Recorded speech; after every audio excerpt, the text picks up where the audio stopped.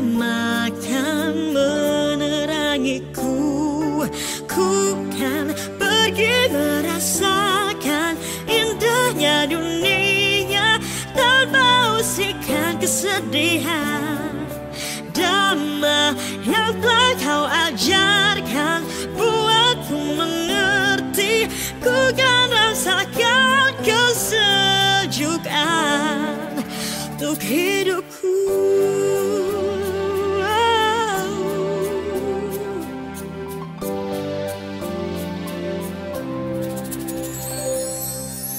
Hari ini ku langkahkan kakiku dengan ceria, penuh bahagia. Hari ini ku hadapi hariku dengan senyuman gembira. Oh, tak ada ragu dalam hatiku, karena Buddha damaikan menerangiku. Ku kan pergi merasakan indahnya dunia tanpa usikan kesedihan. Damai yang telah kau ajarkan buatku mengerti. Ku kan rasakan kesejukan untuk hidupku.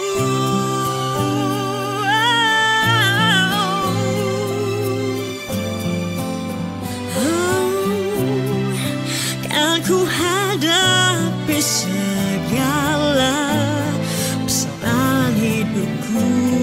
Oh, karena ku tahu pasti ku kan dapatkan yang terbaik. Ku kan pergi merasakan indahnya dunia tanpa usikan kesedihan. Damai yang telah kau ajarkan buatku mengerti. Ku kan rasakan kesejukan.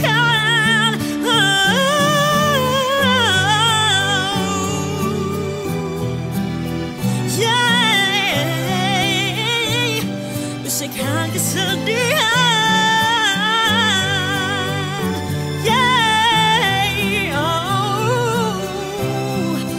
Ku kan rasakan kesejukan untuk hidupku.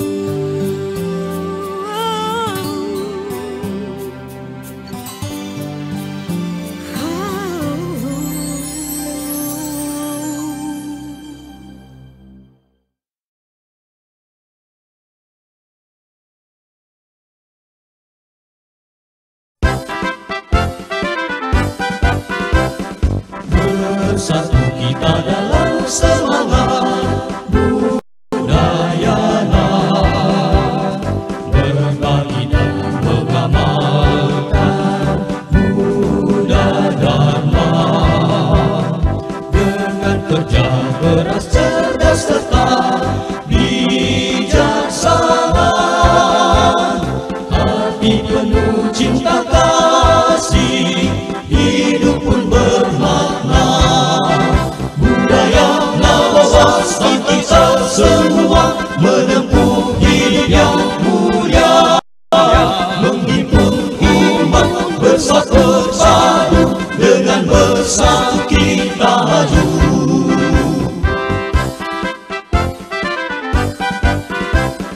Dharma sesungguhnya hanya satu, tak mendua, bagaikan air samudra, satu rasa, menuntut transformasi demi kebahagiaan.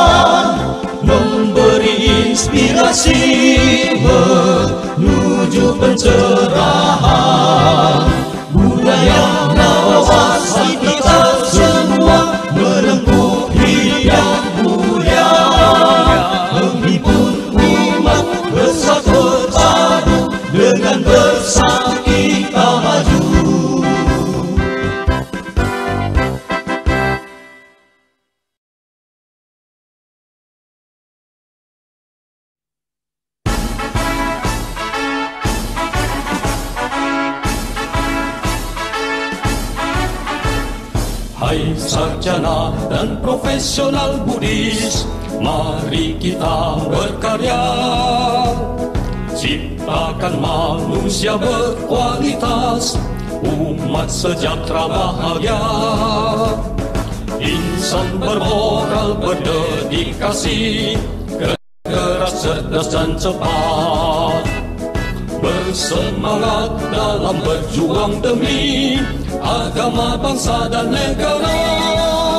Ingatlah saudaraku, sini tempatmu berhimpun, wujudkan impian menjadi nyata, Triratna memberkati kita. Majulah Sidi sampai tujuan, menjadi manusia mulia.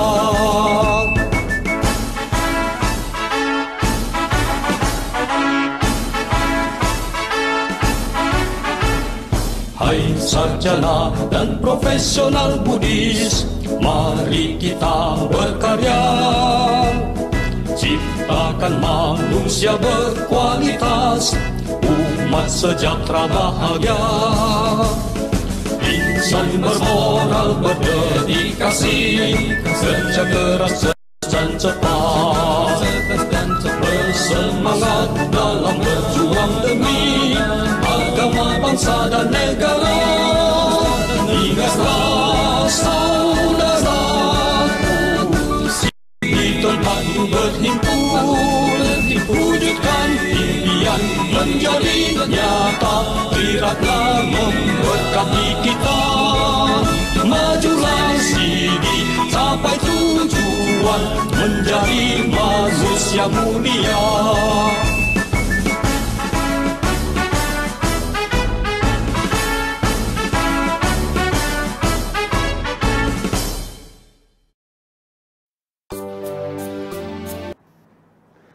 Selamat malam teman-teman, namo saya Andi Budaya, namo budaya. Selamat malam teman-teman sedharma, kita bertemu kembali di acara CD Counseling disupport oleh Budayana TV. Dan seperti biasa, acara dari CD Counseling ini kita banyak membahas terkait dengan persoalan terkait dengan hukum, kesehatan, keluarga, dan ekonomi. Dan malam hari ini kita akan membahas hal-hal yang berhubungan dengan kesehatan. Namun kesehatan apa nih? Nah, kalau biasanya kita bicara kesehatan, yang dibahas adalah kesehatan secara badan. Ya, hari ini, malam ini kita membahas terkait dengan kesehatan secara mental ataupun batin. Nah, ini akan menarik ini.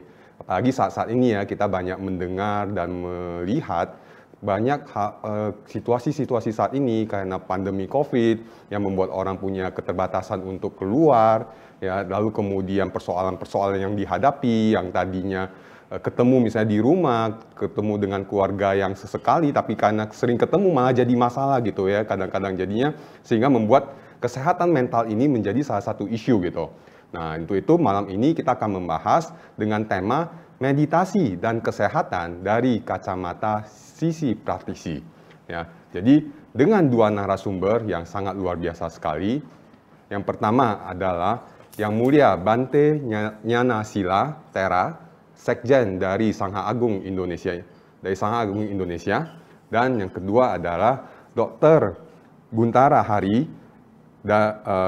SPKJ dan seorang certified hipnoterapis. Nah, dua narasumber ini akan membagikan kepada teman-teman bagaimana caranya meditasi dan kesehatan itu dapat membantu kita sehat secara mental. Itu yang akan kita bahas malam ini. Oke, dan caranya adalah kita akan mulai dengan dua sesi. Pertama saya akan membahas dengan Dr. Guntara terlebih dahulu, baru kemudian saya akan membahas dengan Bante Nyana Sila. Setelah itu baru kita akan ada sesi diskusi dan tanya jawab dari teman-teman.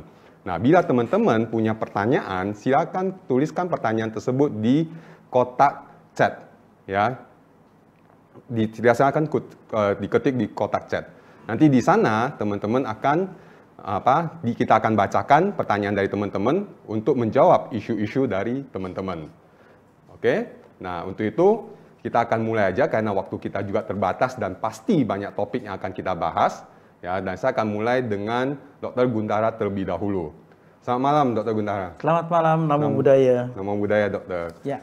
Oke, nah untuk membahas ini kita kayaknya perlu melepaskan Yes, masker kita masker ya. kita ya. Oke.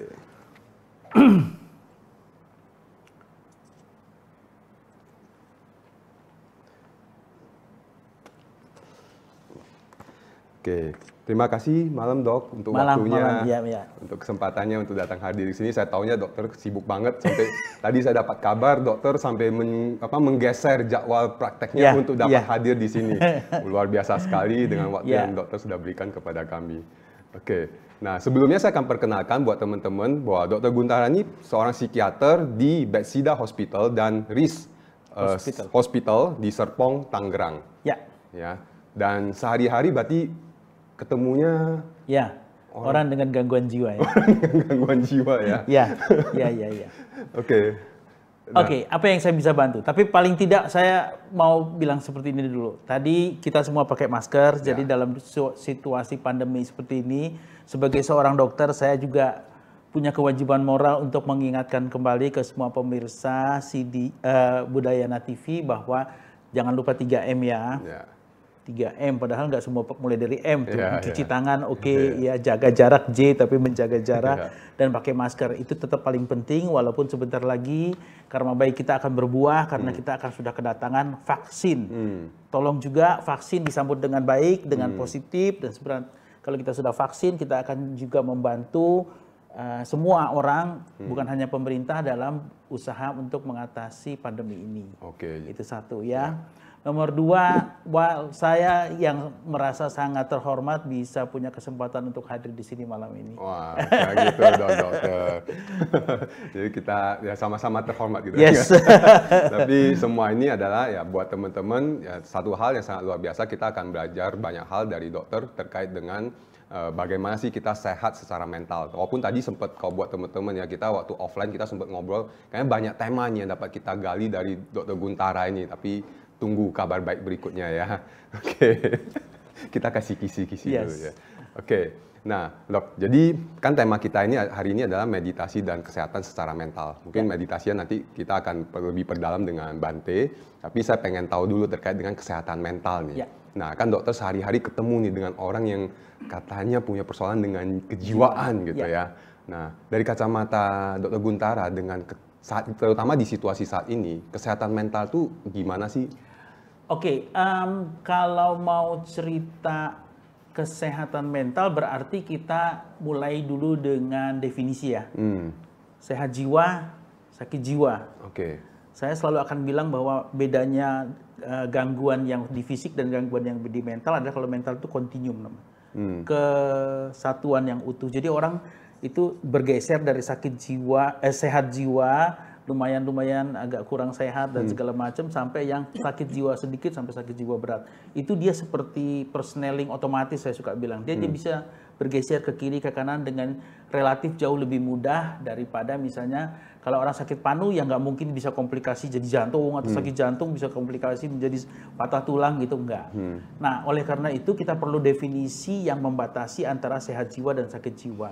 Secara sangat umum definisi yang paling sering kita pakai sehat jiwa itu adalah suatu kondisi di mana seseorang itu sehat secara fisik, mental dan sosial ya. Nah, yang fisik kita tahu nggak ada keluhan sakit dan segala macam, sosial kita tahu bisa interaksi. Kalau jiwa itu adalah di mana dia mampu, seseorang itu mampu menerima keadaan dirinya seperti apa adanya.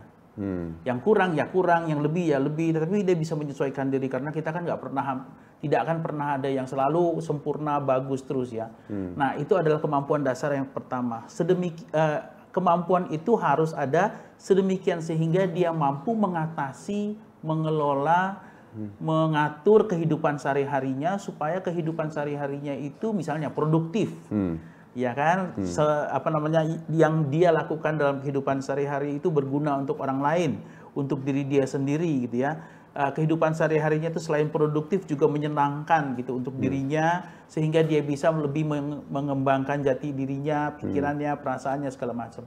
Nah, itu adalah bentuk sehat jiwa yang kemudian menjadi dasar untuk ya selain sehat fisik, sehat jiwa, nanti sehat sosial, sehingga sehat secara utuh. Itu untuk sehat jiwa. Nah dari situ orang bisa berkembang, menjadi lebih pintar, menjadi lebih berpengalaman, menjadi lebih bijaksana dan sebagainya. Kalau sakit jiwa sendiri adalah suatu kondisi di mana orang kehilangan semua itu. Jadi dia kehilangan misalnya kemampuan dia dalam merasakan perasaan yang nyaman. Jadi dia ada distress. Distress itu istilah yang digunakan untuk orang yang merasa tidak nyaman, stres yang disebabkan ya, ketekanan gitu ya. Jadi dia sedih berlebihan, kesel berlebihan, marah berlebihan, atau bahkan juga senang berlebihan yang nggak punya dasar dan segala macam. Dia distress, perasaan tidak nyaman. Yang sedemikian sehingga dia menjadi disfungsi.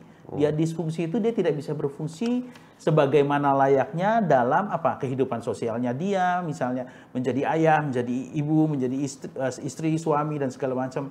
Terus secara profesional, pendidikan kehidupan dia sehari-hari gitu ya, secara pendidikan, secara lingkungan. Jadi distress dan disfungsi itu lalu menyebabkan orang mendapat gelar sakit jiwa.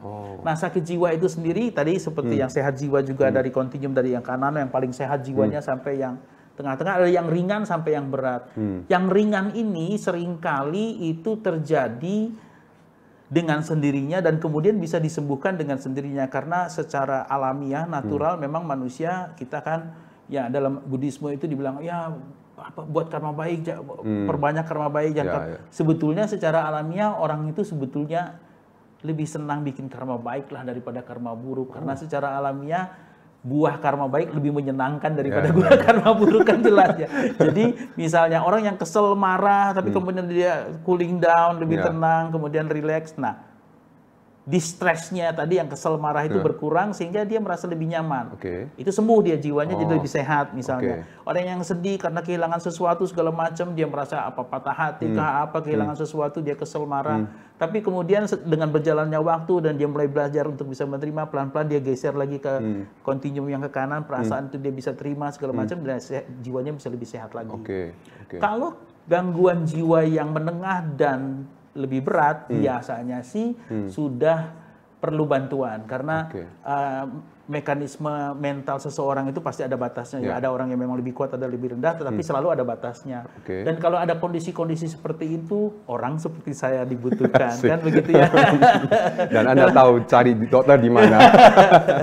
Dalam hal ini jadi bahwa pada saat kita sebagai individu itu sudah sampai ke batas-batas di mana kita merasakan distress dan disfungsi tadi, maka kita itu mestinya, paling tidak saya selalu bilang, secara alamiah mestinya Anda akan cari bantuan. Alamiah? Secara alamiah akan cari bantuan. Gimana caranya? Misalnya begini, Anda lalu akan curhat colong, gitu. Pokoknya ngomong aja. Ya entah kita ngomelin orang lain, entah kita marahin orang lain, entah kita berkeluh kesah sama orang lain, apa-apa segala macam misalnya itu. Atau kita secara alamiah juga lalu misalnya itu istilahnya proyeksi. Jadi kita melampiaskannya kepada yang lain gitu ya. Aku kan cowok nih, ya walaupun udah lebih tua ya, tapi dulu lebih muda tuh kalau kesel tinju-tinju biasanya ya, pukul-pukul, marah-marah atau mulutnya teriak-teriak, ngamuk-ngamuk. Itu secara alamiah kita mau rilis atau melepaskan beban. Jadi kita mencari sesuatu di luar diri kita. Nah, yang lebih konkret lagi adalah yang lalu bisa berinteraksi dengan orang lain. Makanya kita kenal secara alamiah ada yang namanya memberi nasihat, mendengarkan nasihat segala macam. Nah, dalam konteks yang seperti itulah lalu muncul berbagai macam orang yang dengan profesi seperti saya misalnya seorang psikiater, adalah seorang dokter umum yang kuliah lagi ambil ilmu kedokteran jiwa yang lalu belajar khusus tentang gangguan jiwa dan bagaimana cara mengatasinya. Nah, orang-orang seperti saya sebagai psikiater itu lalu berkecimpung dalam bidang untuk membantu orang-orang yang gangguan jiwanya dalam tanda kutip itu berat gitu. Ya, dan mungkin aku bisa agak promosi dikit ya, pemirsa sekalian, dan jangan pernah takut yang ke dokter spesialis kedokteran jiwa itu bukan GILA. Justru yang datang ke saya itu adalah yang paling jauh dari sana. Kalau yang udah gila dia justru nggak bakal tahu. Karena dia nggak sadar gitu. Karena dia nggak sadar, betul. Sehingga dia nggak tahu terbalik ya.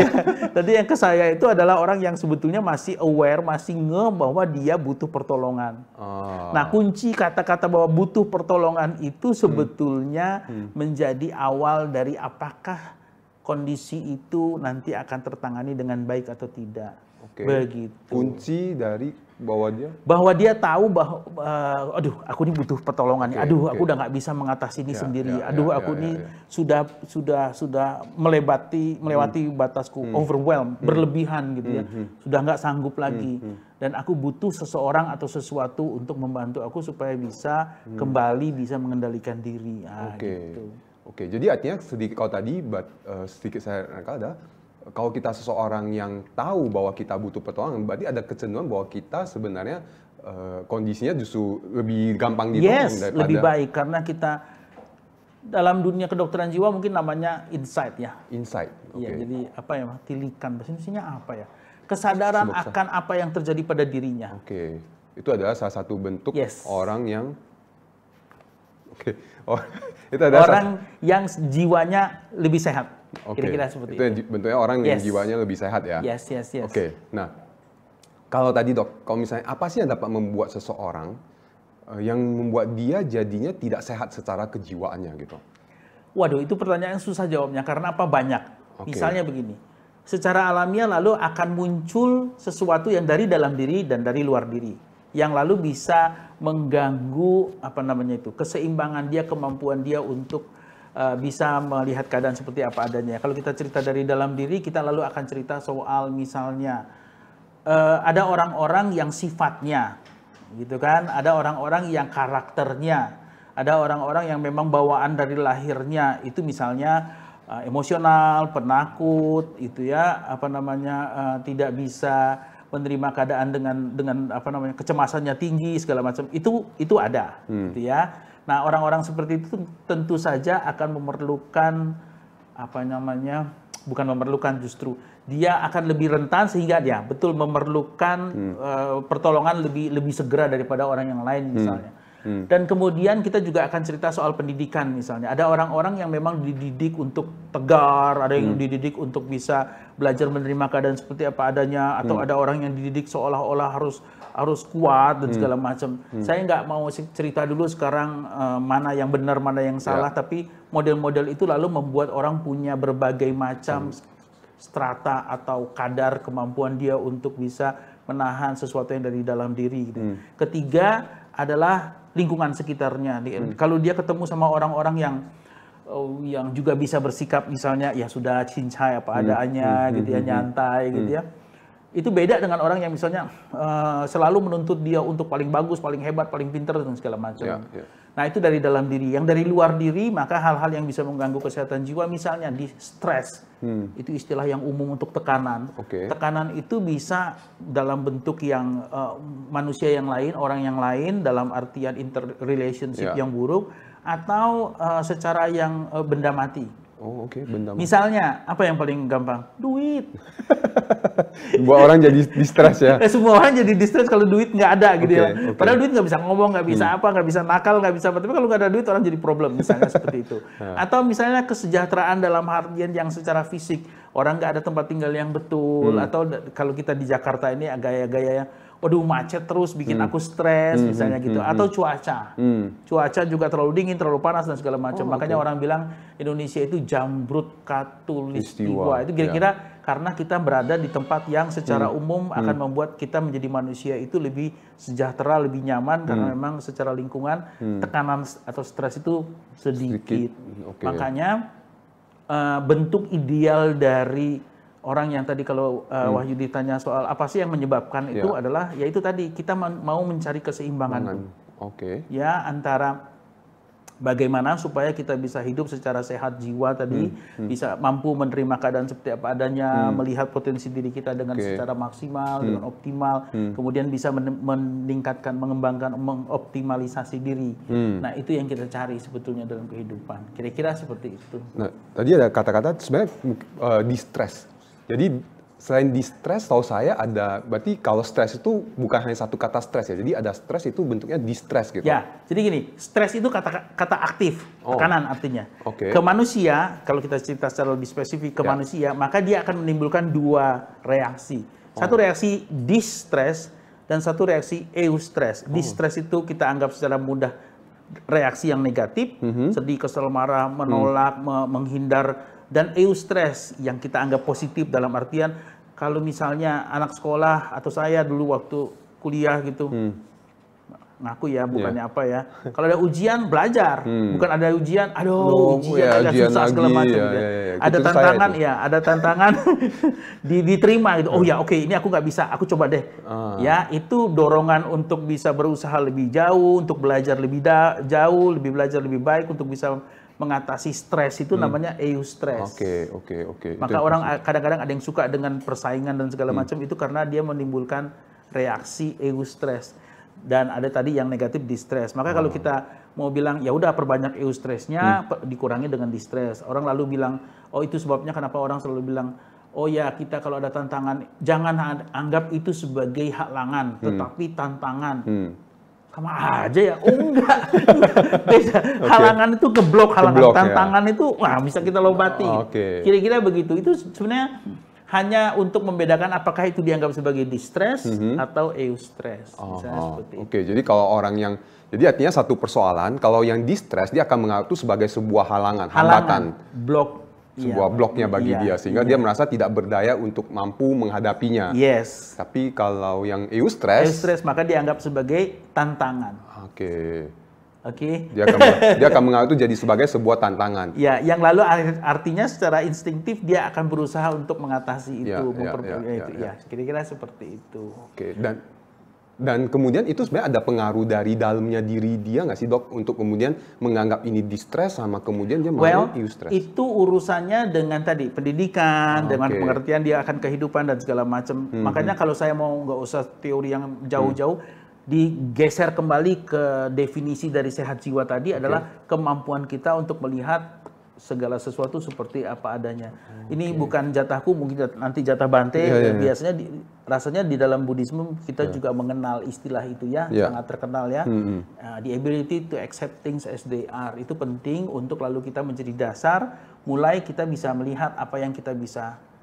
Orang suka bilang masih ada ruang untuk perbaikan, still room for improvement gitu ya. Padahal sebenarnya cuma bilang, lu salah gitu, lu kurang gitu. Tapi dia selalu bilang begitu ya. Itu tadi contohnya dari situ. Tapi it's okay kan dok bahwa memang diri kita itu memang selalu masih ada kekurangan, bahwa ada kesalahan. Nah, Anda bereaksi sangat alamiah, sangat normal di orang banyak bahwa kekurangan itu lalu sesuatu yang shameful, sesuatu yang memalukan. Enggak.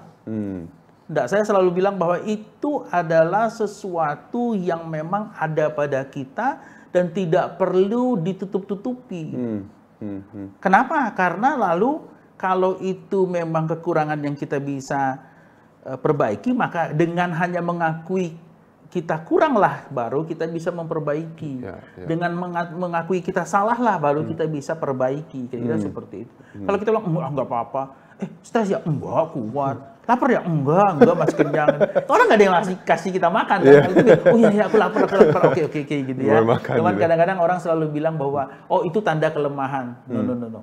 Justru orang selalu bilang, menangisi orang lain mudah. Menangisi diri sendiri sulit. Tapi kalau kita sudah bisa menangisi diri sendiri, maka kita akan bisa membuat orang lain itu tidak perlu menangis untuk kita. Keren jadi banget. puitis. Dokter ini belajar puisi juga. Menangisi orang lain mudah, menangisi diri sendiri sulit. Tapi kalau kita bisa membuat kita tidak bisa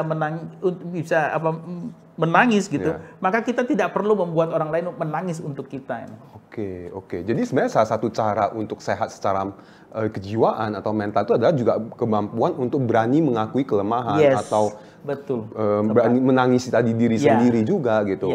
Tapi ada sampai momen tertentu nggak sih dok yang kemudian kita katakan bahwa itu sebenarnya juga udah nggak sehat gitu? Nah itu tadi lalu berhubungan dengan saya tadi cerita awal tentang gangguan jiwa yang ringan yang bisa diatasi sendiri. Nah pada saat kondisi di mana tangisan itu sudah kita tidak bisa kendalikan, kita mesti crying for help tadi ya, Oke, curhat lah apa Ya. segala macam. Nah di situ faktanya. Maka sebetulnya kalau mau diceritakan ya orang-orang seperti saya, profesi seperti saya psikiater atau ada yang psikolog itu, kalau di beberapa negara maju bahkan itu adalah prasyarat untuk misalnya karyawan manajerial menengah ke atas gitu, itu waktu dia wawancara atau apa dia selalu tanya, Anda punya psikiater pribadi nggak? Anda psikiater langganan Anda siapa gitu loh. Oh. Dan itu sesuatu yang normal bagi Sesuatu yang normal. Mungkin di kita masih sangat tidak biasa, tapi saya kira itu di tempat kita masih dipegang peranan itu oleh rohaniawan rasanya sih. Tapi kira-kira kalau di dunia luar seperti itu, karena mereka menyadari orang sudah harus bisa mengakui kalau dia sudah sampai ke batas di mana dia tidak bisa lagi mengendalikan atau mengelola stresnya sendiri.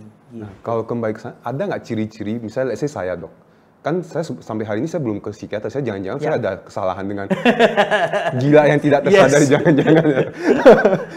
Tapi pengen tahu, ada nggak ciri-ciri supaya oke, ini tandanya saya perlu nih ke... Nomor satu, lalu ada distres dan disfungsi itu aja, baik yang kita rasakan sendiri maupun yang orang lain di sekitar kita rasakan. Jadi ada cerita di mana kalau kita merasa tidak nyaman, ya kita mestinya tanya ada apa. Atau kita merasa bahwa orang lain tidak nyaman. Nah, tapi ya itu lebih sulit ya. Kalau orang lain yang merasa sementara kita tidak merasa, agak repot. Kita tidak sedang ada di budaya di mana hal itu lalu bisa orang lain itu langsung menegur kita gitu.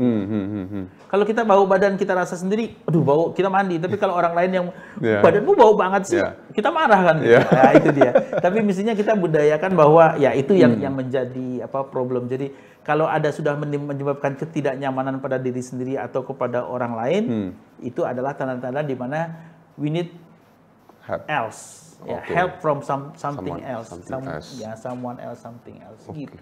Dan kalau misalnya biasa dok, kalau ini pengen tahu, kalau misalnya ke dokter gitu ya, bagaimana cara, artinya saya punya persoalan kesehatan gitu pertanyaan bagus. Nah, bagaimana cara saya untuk dibantu atau apa sehingga? Nomor satu tadi, yang ke saya bukan orang yang GILA itu tadi justru yang jauh. Nomor dua, bahwa yang namanya psikiater itu adalah bukan seseorang yang lalu langsung memberi Anda obat. Apalagi obat yang bikin ketergantungan gitu ya. Aku suka bercanda sama bilang, aku bukan bandar narkoba, gimana sih kan gitu ya. Terus kan bercanda begitu. Jadi obat yang diberikan itu ada dua macam. Ya, secara garis sangat besar yaitu secara general banget ada yang kita sebut psikoterapi, ada yang kita sebut psikofarmaka. Psikoterapi itu nanti ini berhubungan dengan tema kita malam ini. Psikoterapi itu adalah segala sesuatu upaya yang kita lakukan yang untuk menyembuhkan kondisi itu atau gangguan itu yang berurusan dengan pengubahan pola pikir, tingkah laku, kebiasaan dan segala macam gitu ya. Nah, psikofarmaka adalah segala sesuatu yang kita gunakan untuk menyembuhkan orang yang berurusan dengan farmaka, obat-obatan dalam bentuk benda, ada obatnya gitu ya, dalam bentuk apapun. Nah, yang termasuk psikoterapi misalnya, ya itu tadi salah satu yang kita sedang ceritakan malam ini akan ceritakan yaitu meditasi tadi. Atau dalam dunia psikiatri mungkin lebih dikenal dengan relaksasi. Terus aku juga bukan breaking news lah, tapi di luar dunia kedokteran jiwa masih ada kurang. Ada loh tradisi teknik atau tradisi dari agama Buddha yang kemudian sekarang diadaptasi secara langsung dan diakui sebagai salah satu teknik yang manjur dan berguna dalam dunia kedokteran jiwa, yaitu mindfulness terapi. Itu kan ada namanya itu mindfulness. Itu kita sekarang pakai itu. Dan diakui di seluruh dunia bahwa itu adalah teknik yang legitimate apa? Yang sah. Ya, dipelajari itu mindfulness terapi. Itu murni dari Buddhism. Ya, nah kemudian dari selain itu juga nanti ada yang namanya hipnoterapi lah, ada yang namanya terapi kelompok lah, apa segala macam. Terus juga ada yang namanya nanti ya lebih detail misalnya terapi musik lah, terapi tertawa lah, orang segala macam. Dan kemudian ada yang namanya psikofarmaka. Nah, di kesempatan yang baik ini saya juga mau mengingatkan kepada pemirsa bahwa yang namanya psikofarmaka, obat-obatan itu tentu saja tidak akan diberikan obat yang menyebabkan ketergantungan, itu udah pasti. Karena orang-orang seperti saya justru adalah orang yang bertanggung jawab untuk kalau ada orang datang dengan ketergantungan zat misalnya, ya kami yang mengobati gitu. Tapi memang harus dimengerti bahwa sebagian besar, kalau nggak bisa bilang semuanya, gangguan jiwa yang perlu diobati itu adalah gangguan yang bersifat kronis. Kronis itu artinya jangka panjang. Lama sekali dan perlu pengobatan terus-menerus. Jadi seolah-olah itu seperti ketergantungan, seperti itu. Ya, yang jelas itu satu. Nomor dua, nggak ada juga cerita bahwa orang, kalau minum obat lama-lama nanti ginjalnya rusak, livernya rusak. Nggak lah, kan kita ada jenis obat tertentu dan dosis tertentu. Dan itu juga ada kondisi baru kemudian dikasihkan obat. Dan ada kondisi baru diberikan obat sesuai dengan yang dibutuhkan. Betul sekali. Jadi nggak setiap kali datang ke psikiater pasti langsung obat gitu. Iya, dan juga tidak setiap kali datang langsung dijampe-jampe gitu kan. So berarti sebenarnya di sini juga salah satu hal yang teman-teman perlu sadari bahwa ke psikiater itu bukan sesuatu yang aneh, bukan sesuatu yang menandakan bahwa saya gila gitu ya, tapi itu sebenarnya sesuatu yang bahkan sebenarnya sesuatu yang normal sebenarnya ya, gitu ya dok. Dan pada kondisi yang lebih ideal, orang itu tidak pergi berkonsultasi ke psikiater atau psikolog itu untuk menghadapi sesuatu kondisi yang perlu diperbaiki, tetapi mencegah. Atau promoting, meningkatkan kualitas hidupnya sedemikian sehingga dia menjadi lebih sejahtera dalam secara mental gitu, lebih nyaman, lebih apa. Jadi bukan hanya berarti kuratif kita bilangnya pengobatan, tapi preventif, pencegahan dan promotif atau meningkatkan. Jadi ternyata juga artinya berkonsultasi, ke counseling ke seorang psikolog atau psikiater sebenarnya bukan dalam kondisi kita udah sakit baru kita kesana, kita dapat lakukan itu untuk mencegah sebelum itu terjadi dan juga membantu kita untuk menjadi lebih baik lagi. Jadi itu teman-teman ada manfaatnya dengan counseling ini. Jadi ya sekali lagi bahwa juga ini menjadi yang muncul dalam benak saya bahwa kan kita manusia hidup ya, Sang Buddha juga ada mengajarkan bahwa hidup ini penuh dengan berbagai kondisi yang tidak pas, yang dapat membuat kita menderita. Jadi sebenarnya kita akan gampang untuk menghadapi situasi-situasi seperti itu. Benar.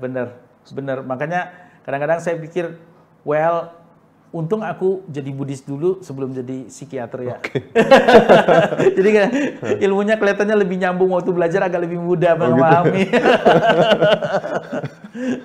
Kira-kira seperti itu. Jadi itu satu hal bahwa, karena kita gampang menghadapi persoalan dan itu tadi yang dokter juga ada mengatakan bahwa ada kalau misalnya tadi terkait dengan eustress, kemampuan seseorang untuk menghadapi tekanan itu kan ada pengaruh dari lingkungan, dari pendidikannya dia, dari orang-orang sekitarnya dia gitu.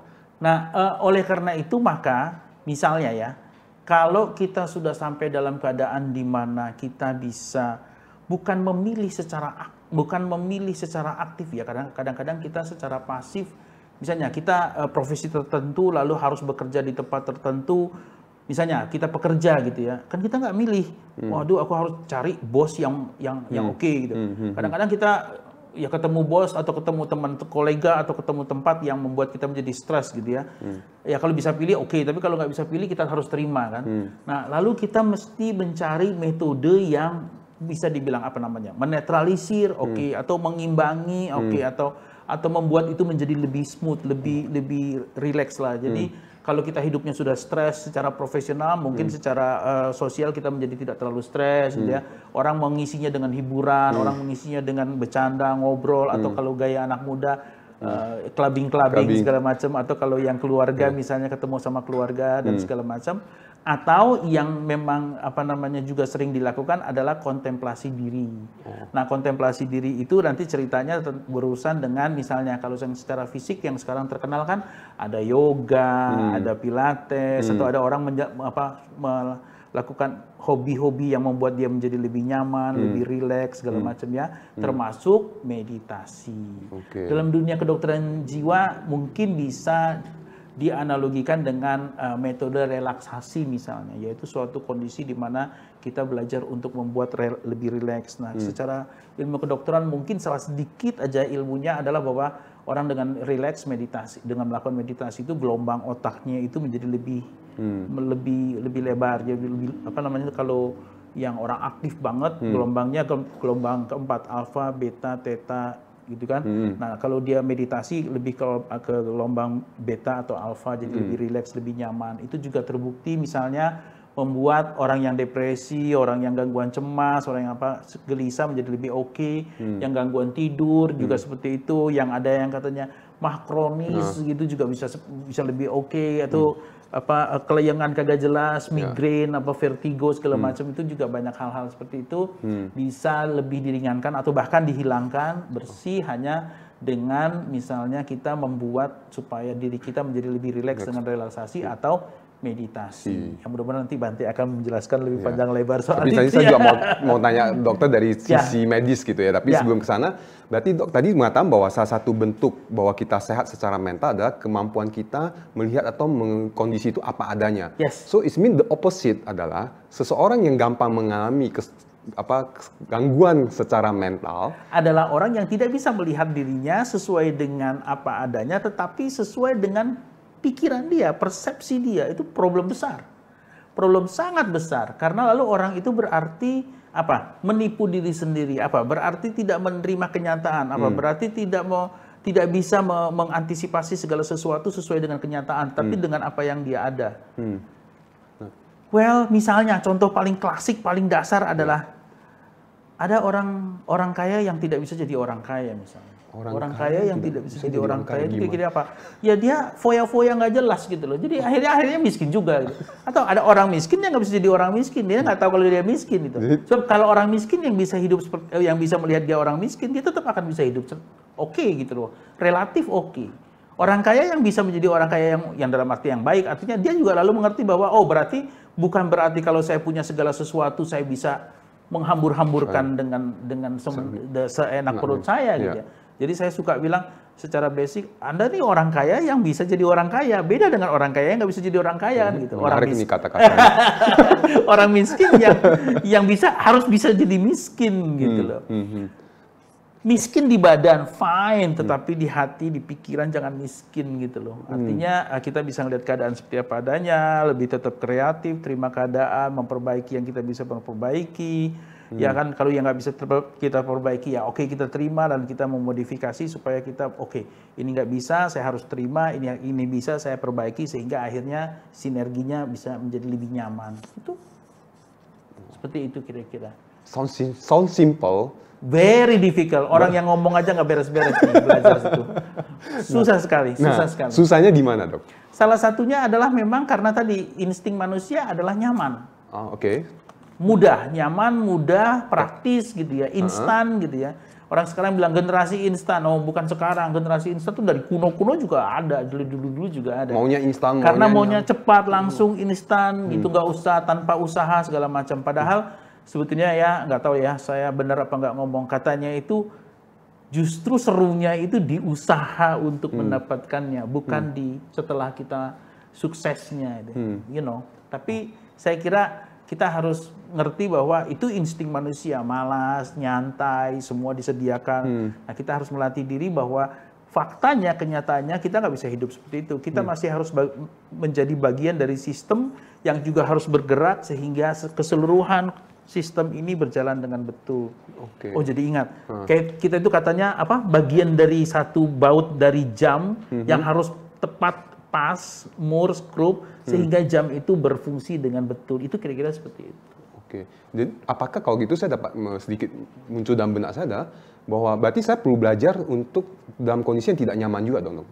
Dalam artian bahwa selalu kalau ada kenyamanan akan berusaha untuk memperbaiki kenyamanan itu dengan cara-cara yang memang tentu saja tidak akan membuat kenyamanan yang keburukan yang lain misalnya muncul. Misalnya begini ya, kita nggak ada uang, bukannya dengan pinjem, tapi ya bagaimana caranya ketika ada uang yang sedikit ini kita bisa secukupnya gitu. Atau kalaupun kita pinjam, kita memastikan bahwa hal itu bukan berarti dampaknya menjadi lebih buruk, lebih berat, misalnya seperti itu. Ya tadi seperti yang cerita klasik tadi, kalau ada ulangan, bahannya banyak bener, dosennya ini males nih, dia kasih 10 babnya langsung ujian, mestinya ujiannya kecil-kecil. Enggak, 10 bab berarti apa? Berarti kita harus mulai cicil dari sekarang misalnya. Nah, itu kan berarti kita mencari cara bagaimana supaya tantangan yang berat itu kita akui lalu kita cari bagaimana supaya bisa menjadi lebih ringan, lebih kita handle gitu.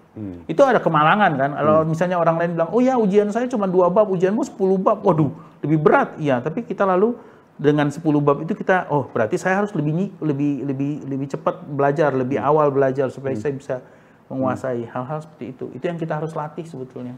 Nah, katanya, setahu saya, katanya orang tua saat ini itu banyak mendidik anak untuk supaya mereka bagaimana nyaman. Misalnya sekolah sekarang nggak boleh, let's say ya, nggak boleh mukul atau perlu. Well, kalau cerita soal itu mungkin maksudnya adalah begini, bahwa bentuk hubungannya adalah lebih ke kesejajaran, lebih menghargai individu dengan lebih sesuai gitu ya. Daripada misalnya ke authoritarian gitu, yang atas dan bawah gitu. Bahwa ada bentuk lebih ke master and slave. Itu sekarang dianggap sudah ketinggalan zaman dan memang dampaknya memang kurang baik. Oleh karena itu mungkin saya juga lalu bilang, makanya saya lebih cenderung untuk lebih tidak suka kompetisi daripada misalnya kita bersinergi gitu loh.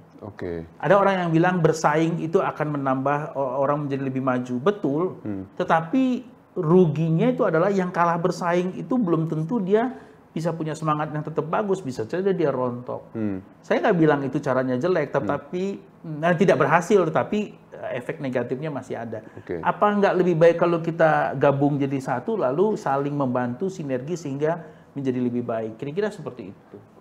Nah, kalau dari dokter sekarang ini, ada nggak sebelum saya misalnya, let's say, selain ke psikiater atau psikolog, buat saya sehari-hari, cara untuk saya mampu menjaga kesehatan mental saya, itu gimana, Dok? Nah, saya suka cerita analoginya begini. Saya ini adalah penjaga gawang gitu ya. Nah, pasiennya adalah orang yang penyerang misalnya. Kalau ada bola datang gitu ya, dia harus kendalikan bola itu sendiri dulu. Jadi diri sendiri juga yang akan nanti mencoba mengatasi apa yang dia rasa seperti tadi. Kalau dia ada kesel, sedih, marah, dia cooling down dulu segala macam. Kalau itu nggak bisa, dia cari ke pemain backnya. Jadi artinya dia konsultasi lah sama orang yang dia percayai, dia atau tetua atau tadi rohaniawan segala macam. Atau kalau dia memang udah nggak bisa lagi juga, nah dia bertanya ke yang lebih dalam, misalnya seperti psikolog atau apa gitu ya. Nah, kalau sudah nggak bisa lagi, datanglah ke penjaga gawangnya, gitu ya, yang lalu menggunakan psikoterapi dan psikofarmaka. Jadi kita pakai yang obrolan begini, dan juga kalau nggak bisa, jangan khawatir, masih ada caranya dengan obat gitu. Jadi salah satunya berarti kalau saya dapat simpulkan adalah salah satu cara untuk menjaga kesehatan mental adalah kita perlu bagaimana menemukan orang yang tepat untuk kita ajak ngobrol. Yes. Exactly. Gitu ya. Jadi ada garis pertama, ada garis kedua, dan ada penjaga gawang terakhirnya. Penjaga gawang terakhir. Oke, good. Nah, terakhir Dok, pertanyaan terakhir. Ya. Tadi kan kita mau bicara juga tentang meditasi. Nah, dari kacamata dokter, dari segi medis atau apa, meditasi itu gimana sih, Dok? Ya, itu dikelompokkan gitu sebagai salah satu dari bentuk psikoterapi. Ya, psikoterapi masuk mungkin dalam relaksasi gitu, bisa juga. Jadi bagaimana lalu sebetulnya kita misalnya dengan meditasi lalu kita bisa cooling down, lalu bisa nanti mungkin Bante aku yakin Bante akan lebih banyak menceritakan soal itu. Tapi misalnya lebih bisa mengatur kita tahu ini yang betul, ada yang enggak, menyadari apa yang sedang terjadi sama diri sendiri, baik secara fisik maupun secara mental. Dan lalu tadi manusia selalu akan punya insting untuk menjadi lebih baik. Jadi dari situ mungkin ya nanti kita minta bantuan. Saya juga ingin sangat antusias untuk mendengar penjelasan yang panjang lebar dari Bante. Oke, thank you Dok. Nah, buat teman-teman, nanti kita akan lagi tetap buat teman-teman yang punya pertanyaan, kita akan diskusikan lagi nanti setelah sesi dari Bante, kita tetap akan diskusi dengan dokter dan dengan Bante juga. Ya, nah tapi sedikit membuat kesimpulan dari sesi dokter tadi, yang menurut saya ada bahwa stres itu ada terkait dengan kemampuan kita menghadapi tekanan. Jadi ada distress sama eustress. Jadi pas kita menghadapi tekanan, ada yang membuat kondisi saya menjadi tidak berdaya, dan kemudian eustress itu membuat saya jadi termotivasi. Nah, namun yang tadi saya dapatkan adalah terkait dengan kesehatan mental yang membuat saya mampu sehat secara mental adalah kemampuan saya untuk melihat dan mengalami apa adanya atau menyadari apa yang sedang terjadi dengan tubuh saya. Itu salah satu cara untuk membantu saya untuk punya kesehatan mental. Dan juga salah satunya adalah bagaimana caranya supaya saya mampu tetap sehat secara mental adalah mampu bertemu dengan orang yang tepat dan berkomunikasi dengan orang yang tepat, ngobrol dengan orang yang tepat. Karena ngobrol itu salah satu cara kita untuk bertukar pendapat, membantu kita untuk jadi lebih tahu bahwa kita jadi mendapatkan sebuah masukan, ya di situ akan membuat kita menjadi lebih baik. Nah, ini juga yang kita mau sharingkan bahwa di CD Counseling, ya CD Counseling ini kami membuat CD Counseling ini dengan sebuah kondisi untuk menyadari bahwa tadi barusan apa yang dokter katakan membuat saya makin sadar betapa pentingnya peranan counseling ini gitu. Ya, sebelum ke penjaga gawang utamanya, CD Counseling menyediakan sebuah istilah garda depannya, ya. Dan di sini kita akan menyediakan orang-orang jadi tempat teman-teman untuk berkonsultasi terkait dengan tadi persoalan hukum. Misalnya teman-teman punya persoalan terkait dengan hukum, bingung bagaimana cara mengatasinya dan sebagainya, teman-teman dapat menghubungi CD Counseling. Lalu juga teman-teman punya persoalan terkait dengan soal kesehatan. Nah tadi misalnya, ini gangguan kesehatannya kejiwaan nah nanti kita akan arahkan kepada Dokter Guntara, ya. Atau memang soal kesehatan secara fisik, nanti kita juga akan arahkan kepada ahlinya seperti itu. Ya, lalu kemudian terkait dengan persoalan keluarga, misalnya teman-teman punya persoalan di rumah tangga dengan suami, dengan anak, dengan istri, atau dengan orang tua, bingung mau kepada siapa bercerita. Nah, teman-teman juga dapat menghubungi CD Counseling. Nanti di situ kita akan mengarahkan kepada profesional yang dapat teman-teman ajak ngobrol. Nah, lalu kemudian terakhir terkait dengan ekonomi. Jadi misalnya bingung nih mau kerjaan apa, nah terus kemudian mau usaha apa. Nah, teman-teman juga dapat menghubungi kami. Kami juga ada channel-channel yang akan membantu teman-teman untuk mendapatkan pekerjaan yang dibutuhkan ataupun misalnya konsultasi terkait dengan bisnis-bisnisnya teman-teman. Ya, jadi itu CD Counseling ini adalah layanan non-profit. Jadi teman-teman dapat menghubungi kami tidak berbayar, ya tidak berbayar kecuali ya memang nanti setelah itu ada profesional dan butuh sesuatu yang lebih panjang. Nah, itu kami akan serahkan kepada ahlinya langsung seperti itu. Jadi teman-teman dapat menghubungi CD Counseling di 0811 987 3300. Sekali lagi 0811 987 3300. Ya, jadi teman-teman silakan bila punya persoalan nggak usah ragu hubungi kami. Dan kami berjalan ini sudah beberapa bulan dan sudah juga ada beberapa yang menghubungi kami. Jadi ini adalah tempat wadah bagi teman-teman yang lagi kebingungan, nggak tahu mau kemana, bagaimana bercerita, nggak tahu bagaimana solusinya, maka silakan menghubungi 0811 987 3300. Oke? Nah, berikutnya setelah tadi kita ngomong dari sisi kesehatan, dari sisi medis terkait dengan kesehatan mental, berikutnya kita akan membahas dari sisi dharma. Ya. Namo Sangyang Adi Budaya, Namo Budaya Bante. Sapa dulu Bante. Namo Budaya. Gimana kabarnya Bante? Baik sekali. Gimana Wahyu? Sehat? Sehat Bante. Bante juga sehat-sehat ya. Iya. Oke. Terima kasih sekali lagi Bante sudah menunggu juga. Menunggu kami, terima kasih Bante, dan juga sekali lagi juga meluangkan waktu malam-malam, mudah-mudahan tidak mengganggu jam istirahatnya Bante. Mengganggu sudah pasti mengganggu sih ya, tapi tapi terima kasih Bante mau diganggu ya. Seperti itu. Nah, Bante kan kita temanya tadi saya udah ngobrol dengan Dokter Guntara terkait dengan kesehatan secara mental. Nah, sekarang kita akan masuk dari sisi Buddha Dharma, dari sisi meditasinya Bante. Nah, terkait dengan tema kita adalah meditasi dan kesehatan, ya. Nah, jadi bagaimana meditasi dapat membantu kita untuk sehat secara mental atau membantu teman-teman yang sedang menonton acara hari ini untuk lebih memahami meditasi itu apa sih gitu. Oke. Nah, boleh nggak Bante tolong jelasin meditasi itu sebenarnya apa sih Bante? Ya. Baik, ini tema yang menarik ya tentunya. Karena masa sekarang ini dengan pola perubahan yang begitu cepat pasti akan membuat banyak orang itu mengalami kesulitan dalam menghadapi perubahan ini. Maka malam hari ini sangat tepat sekali kita mendiskusikan hal ini. Banyak para ahli yang kemudian mendorong ketika dalam masa-masa seperti ini, itu banyak para ahli yang mendorong bahwa salah satu hal yang sangat dibutuhkan itu untuk menghadapi perubahan yang begitu cepat dan menghasilkan sebuah keadaan batin yang kita katakan stres tadi itu adalah meditasi. Nah, apa sebenarnya meditasi? Meditasi ini adalah seni melatih batin menjadi sehat. Seni melatih batin menjadi sehat. Ini adalah meditasi. Sesimpel itu saja, kita memahaminya dulu.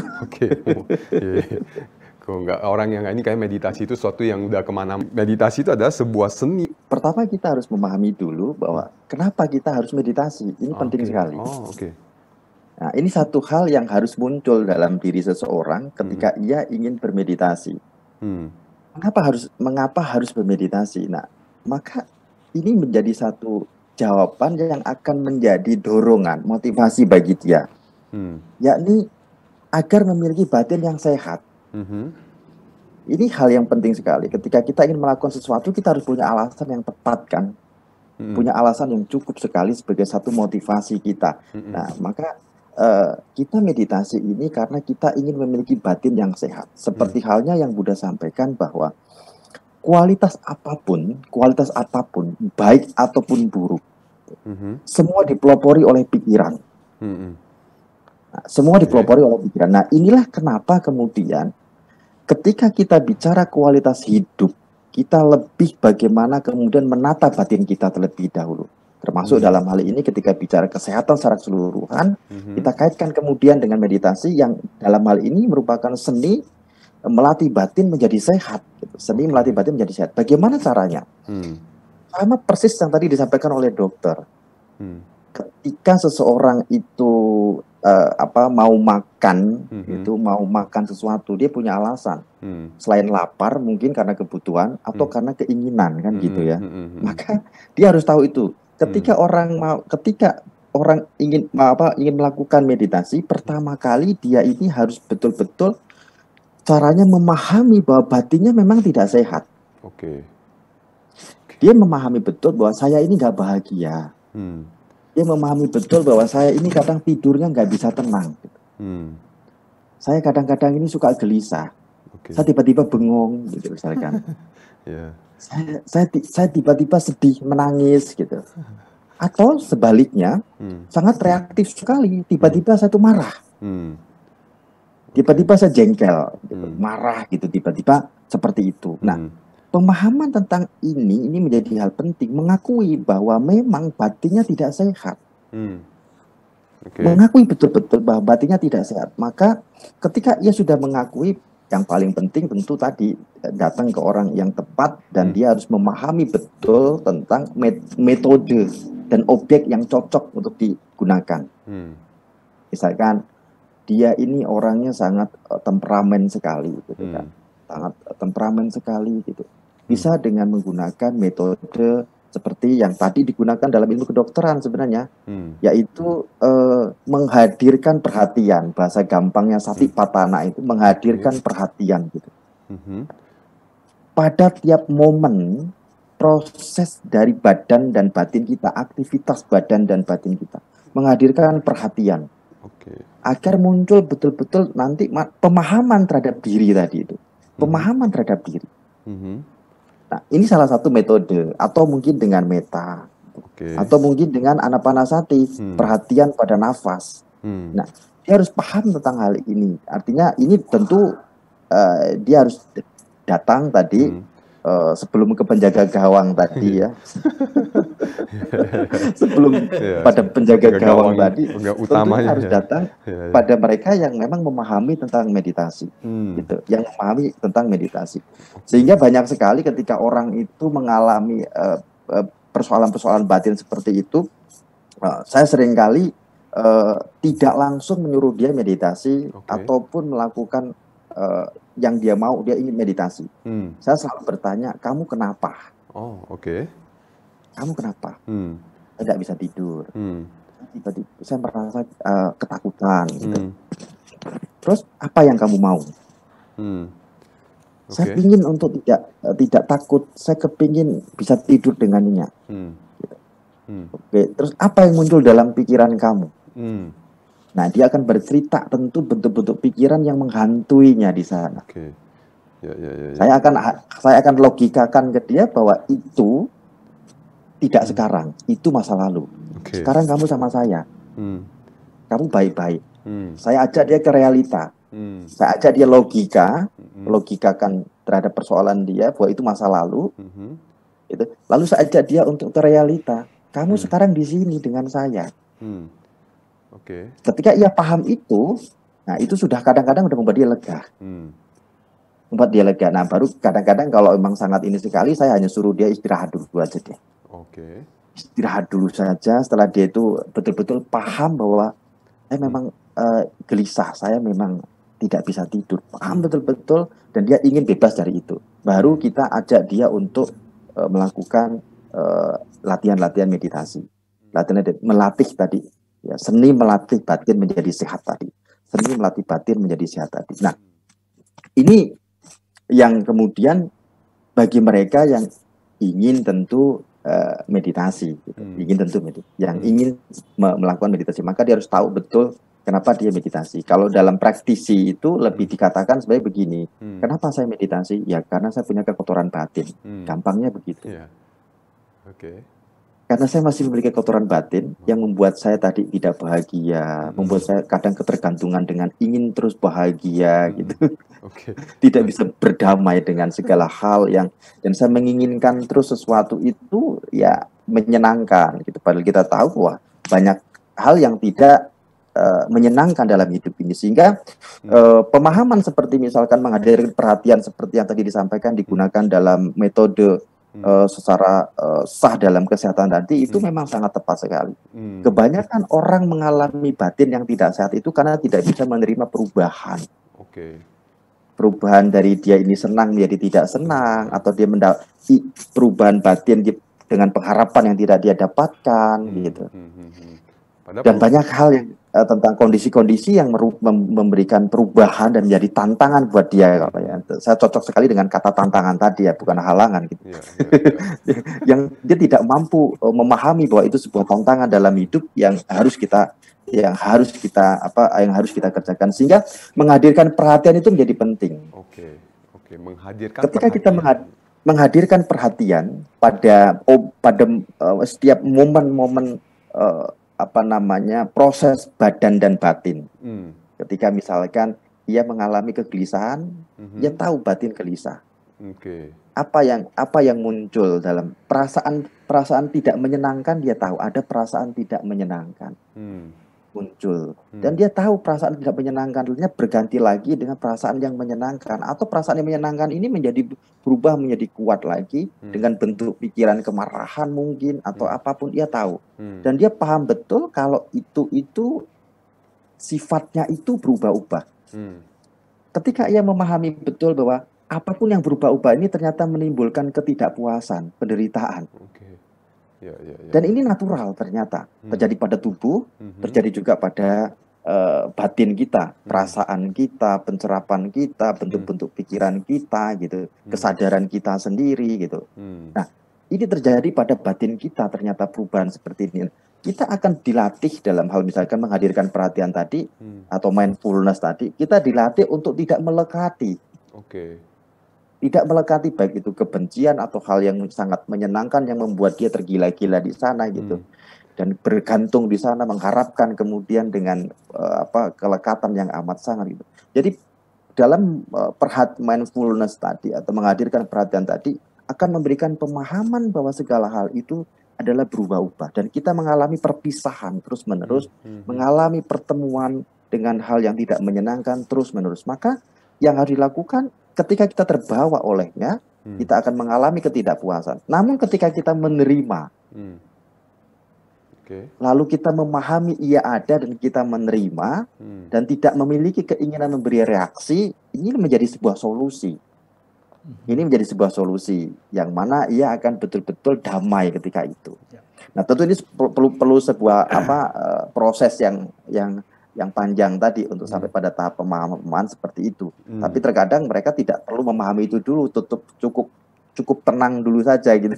Maka bisa dengan beberapa metode selain mindfulness tadi, untuk aktivitas sehari-hari atau meditasi aktivitas tubuh ketika dia makan, ketika dia berjalan, ketika dia berbicara, ketika dia membaca gitu, ketika dia mandi gitu. Ini dihadirkan perhatian di sana untuk memiliki pemahaman terhadap diri secara utuh.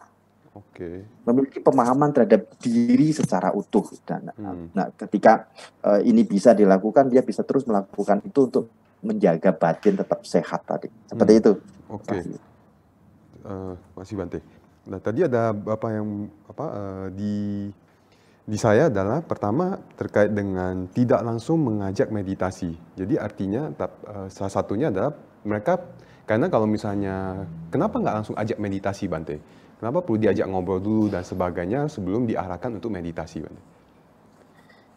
Batin itu perlu proses untuk menerima dan melakukan sesuatu. Jadi ketika ia dalam keadaan yang tegang sekali, gitu, kita ajak untuk rileks, itu sangat sulit sekali. Yang ada dia tambah stres, apalagi dia paham, tidak memahami kalau diri dia ini sedang tidak sehat, gitu. Wah, ini penolakannya sangat kuat sekali. Maka kadang kita ajak dulu dia ngobrol. Bahkan ada satu satu anak muda yang dia datang dengan kegelisahannya. Dia bilang, saya stres di tempat kerja Bante. Saya ada libur 1 minggu. Saya ingin supaya tenang bagaimana? Oh, kamu tahu kalau kamu stres? Tahu Bante, tidur saya nggak nyenyak. Dan dia duduk saja itu, kaki itu goyang tidak dia sadari. Jadi goyang-goyang sendiri begitu kan dia. Karena dia bengong gitu. Saya langsung bilang sama dia bahwa kamu mau di sini? Ya, mau di sini Bante. Ya sudah. Kamu nanti di sini tidak usah lakukan apapun. Handphone ditinggal dulu, off-kan dulu, jangan lakukan apapun. Terus saya ngapain? Pokoknya kamu makan tidur dulu. Sampai kamu merasa kamu segar sudah. Jadi waktu itu dalam 3 hari dia sudah lebih segar. Saya bilang, kamu masih kurang nggak istirahatnya? Kurang Bante. Ya udah, istirahat lagi aja. 5 hari. Jadi dia hanya makan tidur saja. Pokoknya kalau ketiduran kelabasan, waktunya makan diketok untuk makan. Gitu. Pagi ikut chanting saja, pagi ikut pendarasan, dia mau meditasi boleh atau mau tiduran lagi juga boleh. Jadi betul-betul dia ini kita kasih dia ruang betul-betul supaya tidak mengalami ketegangan. Nah, dalam waktu 5 hari itu wajahnya sudah berubah. Wajahnya sudah berubah, kemudian dia kaki yang tadinya suka goyang-goyang itu kalau duduk itu tidak goyang lagi. Saya bilang, kakimu sudah diam itu. Iya Bante, saya lebih fokus sekarang. Sekarang kalau gitu kamu latih lagi batinmu supaya lebih fokus, kamu lakukan meditasi. Nah, biasa saya anjurkan di awal seperti itu kalau dia kalau dia kebetulan sangat emosional sekali, salah satunya itu. Sehingga saya anjurkan dia untuk melakukan meditasi meta. Jadi saya anjurkan dia meditasi meta pada tubuh dulu, baru meta pada batin. Gitu. Sehingga ketika itu, begitu waktunya, dia itu 7 hari kebetulan waktunya, hanya libur 1 minggu. Jadi hari ke-7 itu dia sudah fresh betul-betul. Itu dia sudah fresh. Nah ini hal-hal yang kadang-kadang bagi umat Buddha yang sebenarnya sangat familiar harusnya gitu kan dalam keseharian gitu.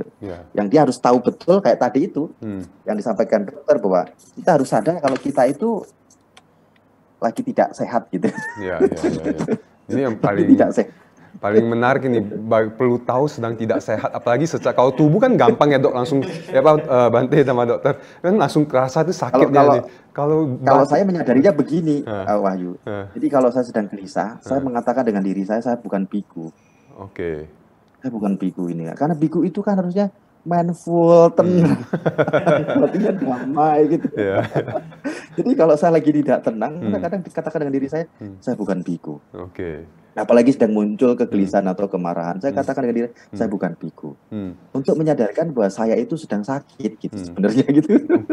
Untuk memberikan sedang sakit. Nah, tapi Bante jadi artinya meditasi membantu kita nggak untuk menumbuhkan kesadaran atas kondisi-kondisi itu. Jadi kalau misalnya saya sering melakukan meditasi, ini membantu saya nggak untuk lebih punya sebuah perhatian, kesadaran bahwa saya sedang mengalami kondisi ini loh.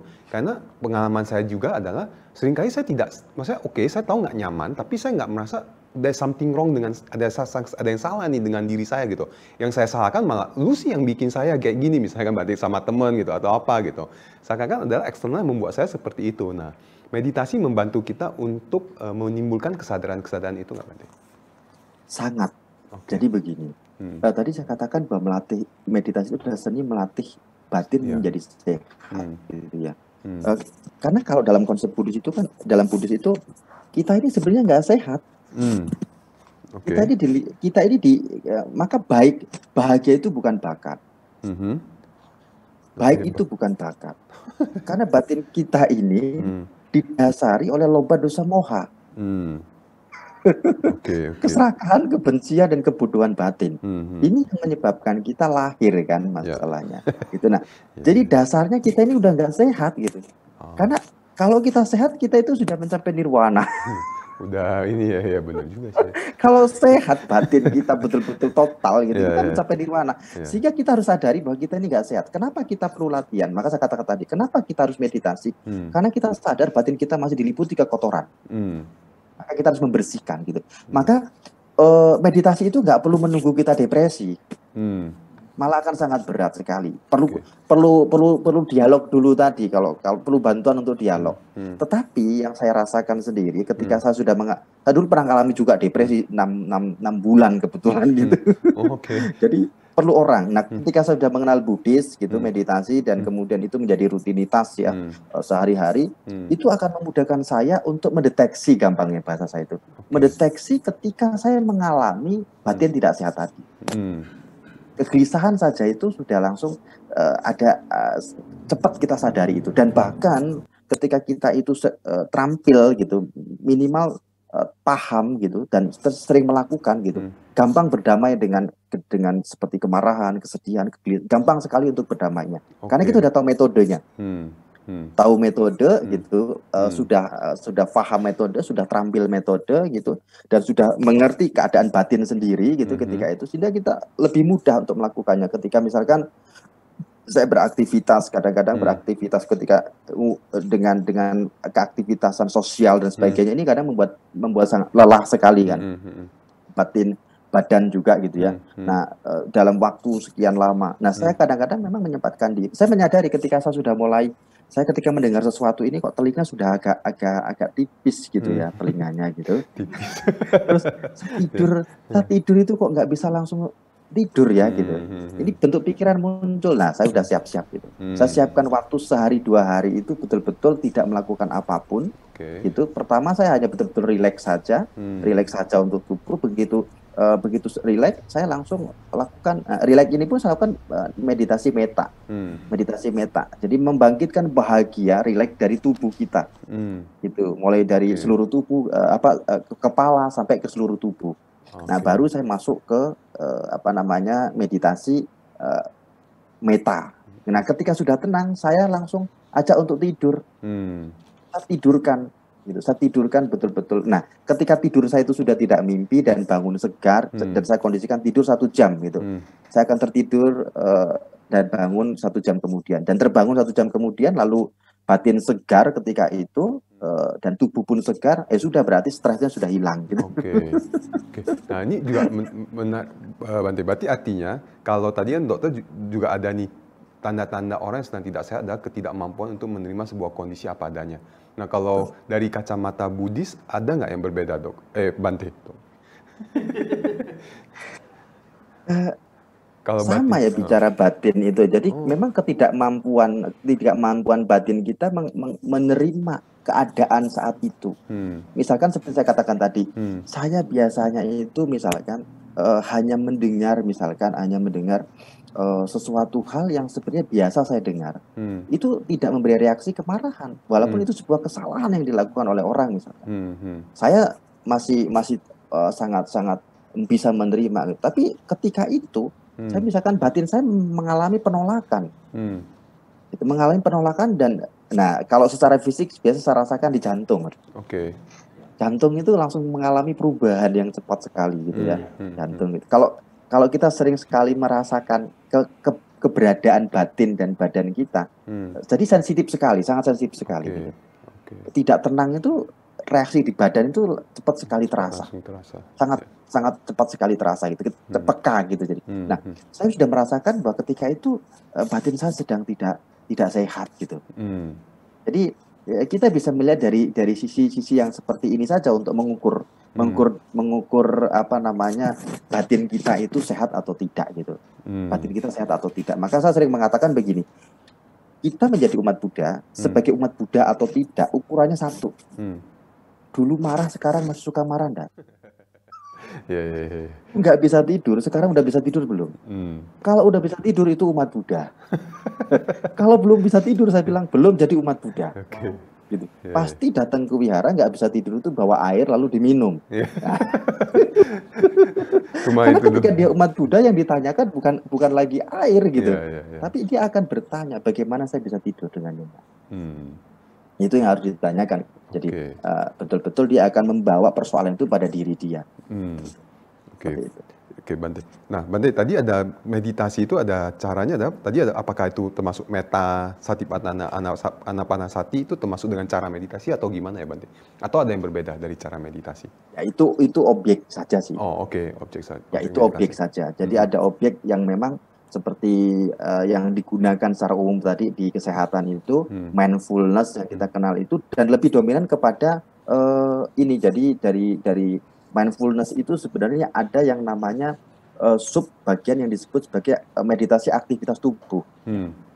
Seperti dia berjalan itu, seperti dia berjalan, sadar dia berjalan, makan dia tahu dia makan, berbicara dia tahu dia berbicara. Ini aktivitas tubuh yang lebih dominan dipakai ini di sini oleh mereka untuk membantu, gitu, membantu menyadari keberadaan dirinya itu, memahami dirinya. Ini yang lebih dipakai sehingga yang dikatakan meditasi sehari-hari. Meditasi sehari-hari. Ini hanya satu metode saja, metode yang seperti meta, menghadirkan perhatian gitu, kemudian perhatian pada nafas. Ini metode saja. Tapi memang kecenderungan kondisi batin itu memiliki kecenderungan metode yang berbeda-beda. Misalkan dia temperamen sekali, emosional sekali, dia bisa dengan ada yang memang dia itu lebih gampang, kemudian dia dengan meta gitu. Nah, ketika dia itu sangat misalkan tidak hanya temperamen sekali, tetapi sisi nafsu seksualnya tinggi misalkan, itu dia dengan anapanasati dulu, tidak dengan meta gitu. Ini kan seperti itu. Tetapi ketika dia ingin mampu berdamai dengan keadaan apapun dan dimanapun, nah itu mindfulness itu tadi adalah salah satu metode, salah satu objek ya yang cocok sekali untuk mereka yang betul-betul ingin menghadapi, memiliki ketahanan yang cukup dalam menghadapi berbagai perubahan apapun itu. Dan berarti itu adalah salah satu hal yang memang kita pulati sehari-hari ya, karena tadi Bante juga mengatakan bahwa jangan udah depresi baru meditasi gitu. Berarti sebelum kita mengalami itu adalah, jadi kita latihan meditasi yang itu sebenarnya dapat juga mencegah kita mengalami kondisi depresi ya, Bante? Betul sekali. Betul sekali. Itu seperti batin kita ini seperti rumah. Kita jangan nunggu rumah kita itu bau dan kotor lalu sulit ditempati baru kita mau tinggal di situ. Gitu, jangan gitu. Tapi harus dibersihkan setiap waktu. Dan kita tahu bahwa jendela selalu terbuka, debu selalu masuk. Kita harus sadar akan hal itu sehingga kita nggak marah ketika kita nyapu dan ngepel. Sama halnya ketika kita sudah meditasi terus, kok ini kok masih aja nggak tenang, nggak usah kecewa gitu, karena memang itu hal yang natural sekali ketika kita belum dalam praktisi, kita belum mampu mencapai kesucian, itu hal yang sangat wajar sekali. Maka batin yang sehat adalah ketika dia mampu mencapai arahat, itu batin yang sehat gitu, betul-betul total sehat gitu.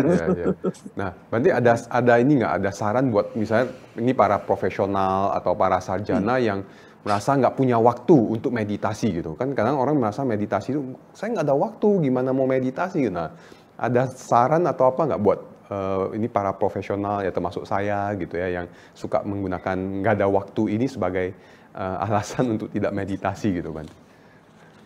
Sebenarnya nggak ada alasan untuk seperti itu. Karena bisa jadi gini, yang penting satu, kita sadar bahwa kita mengalami kegelisahan, lalu sisihkan waktu, bukan sisahkan waktu. Sisihkan waktu ya, oke. Bukan cari waktu yang sisa baru meditasi ya Bante? Nggak akan bisa, nggak akan Nggak akan bisa. ketemu ya? Sisihkan waktu, bukan sisahkan waktu. Oke. Sisihkan ketika aktivitas panjang, sisihkan di mana? Gampang. Mau tidur sama bangun tidur. Oke. Mau tidur itu waktu yang dimana kita sudah tidak terikat dengan aktivitas apapun. Bangun tidur kita itu belum diikat dengan aktivitas apapun. Nah, itu saja lakukan setengah jam saja. Nah, selain itu sisihkan waktu makan. Oke. Jadi meditasi itu harus disiplin memang, harus continue betul-betul dan konsisten bahwa kita memang mau latihan. Selain itu bisa dilakukan saat makan. Jadi seringkali kita itu makan mengabaikan waktu untuk kita hening. Gitu. Ya, makan Padahal sampai- makan itu waktu yang sangat sangat produktif untuk menghadirkan keheningan. Oke. Sangat produktif sekali. Maka usahakan misalkan waktu makan itu minimal itu 1/4 jam saja. Syukur bisa setengah jam. Setengah jam itu betul-betul total tidak memegang handphone. Ya, Gitu. Lalu total kita itu hanya menikmati makanan. Nggak usah sampai melihat proses namanya anicca, dukaan, atta, nggak perlu.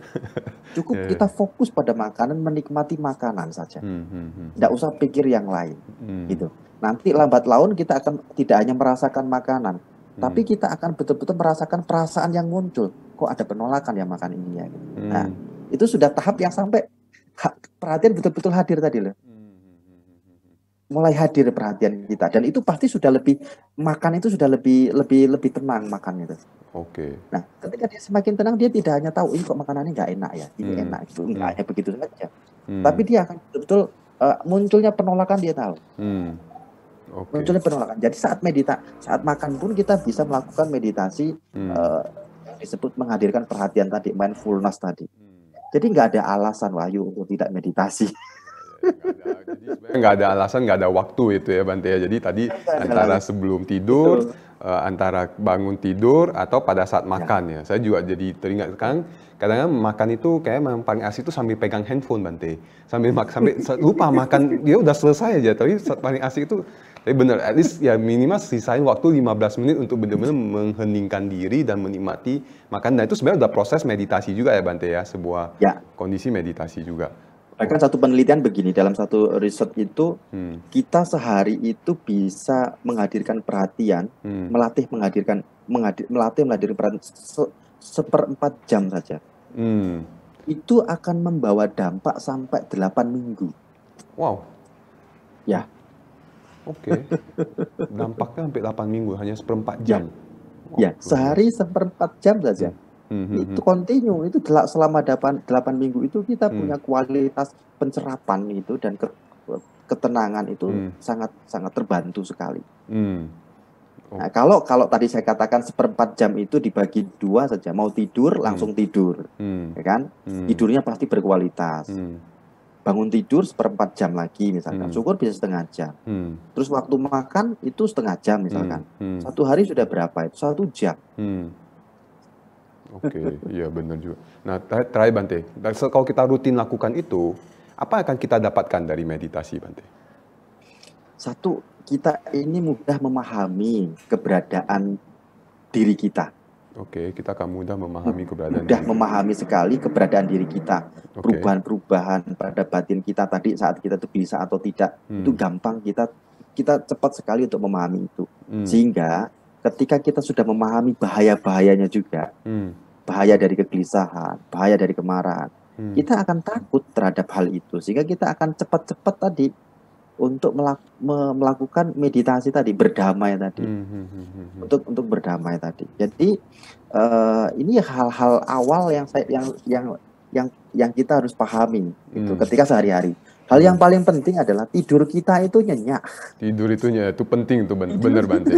Ada orang yang tidur 8 jam ya, tapi nggak nyenyak gitu. Oke, ya sorry Bante, silakan Bante. Satu lagi, jadi tadi tidak hanya makan sebenarnya, toilet. Ke toilet, oh lagi di toilet. Oh, toilet gimana? Di toilet itu, apalagi kalau dengan jongkok itu sekalian untuk fisik. Toilet yang jongkok itu untuk fisik. Kita lakukan saat itu juga untuk menghadirkan perhatian. Atau ketika duduk. Saat kita duduk di toilet itu kadang kan bisa makan waktu 10 menit 1/4 jam. gunakan itu untuk meditasi. Kalau 1/4 jam saja, sehari tadi dengan makan dan mau tidur tadi kita sudah meditasi 1 jam 1/4 menit. Nah, itu kan sudah lumayan 1 jam 15 menit itu.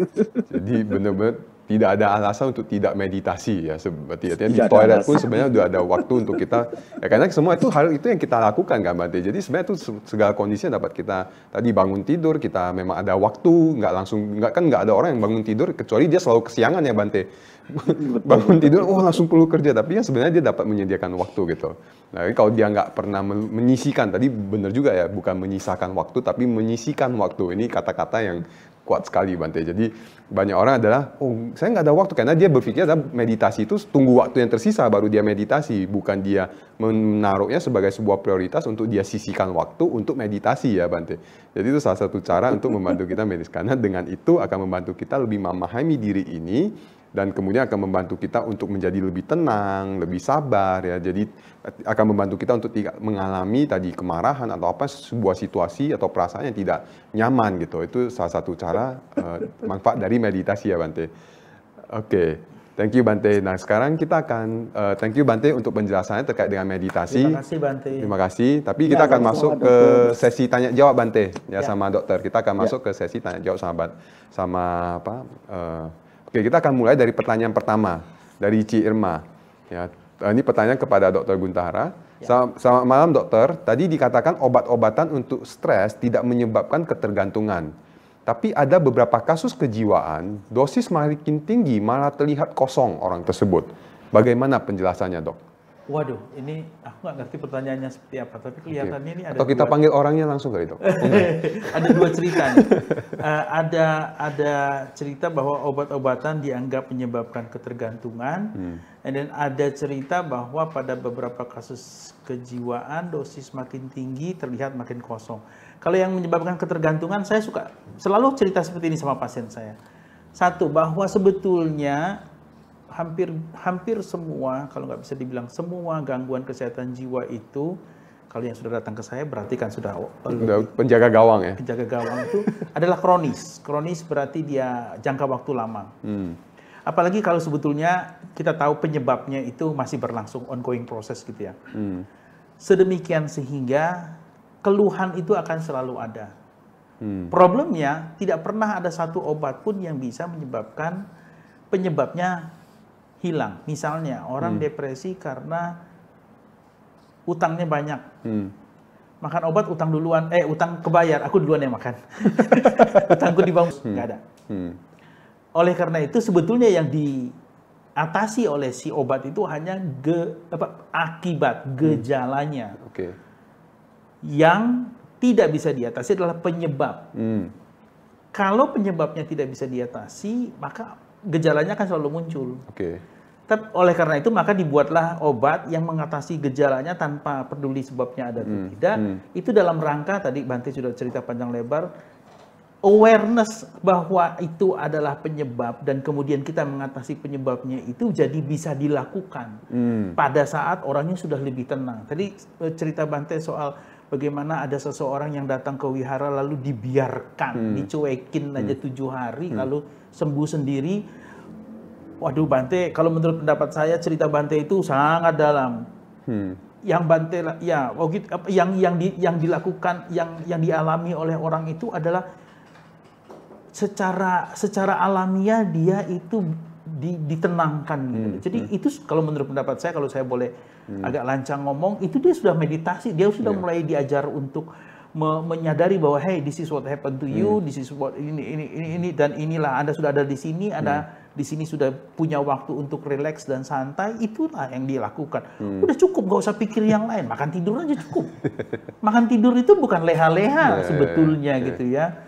Bante pintar beliau nggak ngomong bahwa itu sebetulnya juga bagian dari, kalau tangkapan saya, usaha untuk menyadari bahwa kamu sudah di sini loh, ada di sini saat ini. Bante tadi bilang itu masa lalu, jangan ini sekarang kamu ada di sini dengan saya. Nah itu yang lalu menyebabkan lebih tenang. Obat-obat juga melakukan hal yang sama dengan itu. Berusaha mengendalikan dalam tanda kutip atau membuat tenang gejala itu sedemikian sehingga si orang itu punya waktu untuk mengatasi penyebabnya. Oke. Itu soal ketergantungan. Terus tadi makin lama makin bengong. Ya kalau misalnya obat untuk mengatasi gangguan cemas itu membuat orang menjadi lebih rileks. Kalau dosisnya berlebihan dia jadi bengong, ya benar juga. Jadi lambat semua. Itu ada satu. Nomor dua, mungkin lebih ke arah seperti ini, bahwa sebetulnya yang menyebabkan dia bengong itu atau kosong itu bukan obatnya, tetapi penyakitnya sendiri. Saya sering sekali menghadapi pasien yang salah terka bahwa reaksi yang muncul dari dia bukan dari obat, tetapi dari penyakitnya atau dari keadaan lain. Saya pikir amat alamiah terjadi, tapi agak konyol ya. Misalnya begini, orang tuh pagi minum obat, lalu kemudian makan sesuatu, terus sakit perut. Otaknya pertama bilang apa? Oh, ini sakit perut saya gara-gara obat. Padahal dia makannya rujak. Halo, kan gitu. Tapi orang selalu karena rujak itu dianggap alamiah, biasa, sementara obat itu dianggap sesuatu yang tidak alamiah. Maka kalau ada sesuatu yang yang menyebabkan pastinya yang tidak alamiah itu tadi. Padahal sebetulnya nggak bisa seperti itu juga. Misalnya orang minum obat saya, terus habis itu dia kelayangan. Aku tanya, minum obatnya kapan? Pagi. Oh, sesudah itu apa? Nggak ngapa-ngapain. Terus sekarang udah jam berapa? Udah siang. Terus kenapa? Kelayangan. Ih, belum sarapan. Iya juga ya dok ya. Kira-kira seperti itu. Jadi ada beberapa faktor terkait dengan kosong itu ya. Jadi nggak dapat hanya dikatakan karena obat. Jadi ada memang, kalau memang mungkin dosisnya ketinggian mungkin karena obat, tapi ada juga karena faktor yang lain dari reaksi dia sendiri gitu ya. Oke dok, thank you dok. Kita lanjut ke pertanyaan berikutnya. Nah ini walaupun ke dokter, tapi menurut saya nanti ini dapat juga dibantu oleh Bante untuk menjawabnya juga. Nah, pertama adalah, selamat malam dok, saya ingin tanya sama dokter, menghilangkan rasa ketakutan pada saat asam lambung naik, sehingga pikirannya kemana-mana dan membuat tidur pun tidak nyenyak. Nah ini... Ini juga pertanyaan yang sangat sering saya temui itu. Dok, kalau udah asam lambung naik gitu, aduh saya udah panik dok. Aku lalu dengan gayaku, so what gitu loh. Ya kan? Dok, asam, sesak napas nih, so what gitu loh. Anda oke, sesak napas. Terus kenapa? Kan gitu ya. Kalau itu kan motor nanti dipukul orang, so what gitu loh kan gitu ya. Jadi artinya gini, asam lambung meningkat lalu atau sesak napas itu diartikan oleh si orangnya, si yang pasiennya dengan dalam tanda kutip itu berlebihan karena dia pakai persepsi dia. Saya lalu menceritakan bahwa yang namanya asam lambung hati itu bisa saja memang disebabkan karena ada masalah di jantung dan segala macam, tapi bisa juga hanya disebabkan oleh asam lambung yang meningkat. Lalu kalau memang asam lambungnya hanya karena asam lambungnya meningkat, Anda tidak perlu khawatir apapun, itu adalah reaksi yang normal. Dan nanti kalau asam lambungnya berkurang, dia akan hilang sendiri. Istilah yang tadi agak-agak nakal aku jauh dari mati deh, gitu kira-kira beda dengan misalnya serangan jantung misalnya seperti itu. Itu dekat ke mati. Itu jadi Anda so what gitu loh. Gitu ya.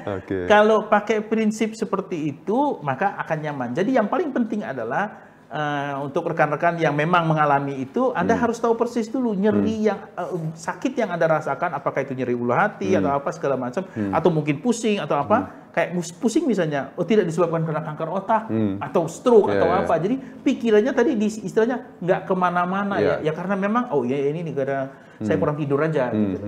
Atau ada yang agak-agak lucu juga, rupanya masih banyak orang yang misalnya tidak tahu kalau minum kopi bikin jantung berdebar. Jadi dia habis minum kopi terus jantungnya berdebar, terus dia pikir, aduh apa serangan jantung? Bisa minum kopi. Kopi yang menyebabkan. Jadi pikiran tidak. Misalkan ada orang yang nggak meditasi mampu membantu kondisi ini nggak Bante? Sangat mampu ya. Jadi kadang ada beberapa saya menemui kasus yang mana ya ketakutan. Jadi bahkan dia ketemu orang yang asing itu langsung tangannya begini dia. Sampai begitu. Dan nggak bisa tidur juga. Nah, seringkali saya kasih tantangan ke mereka. Kamu mau sembuh nggak? Mau. Nah, banyak kan begitu kita cariin, kita gali tentang dia ini kenapa gitu. Rata-rata karena trauma. Jadi ketakutan ini kan karena logika dia ini dengan masa lalu, gitu kan, dibawa ke masa sekarang dan depan kan gitu.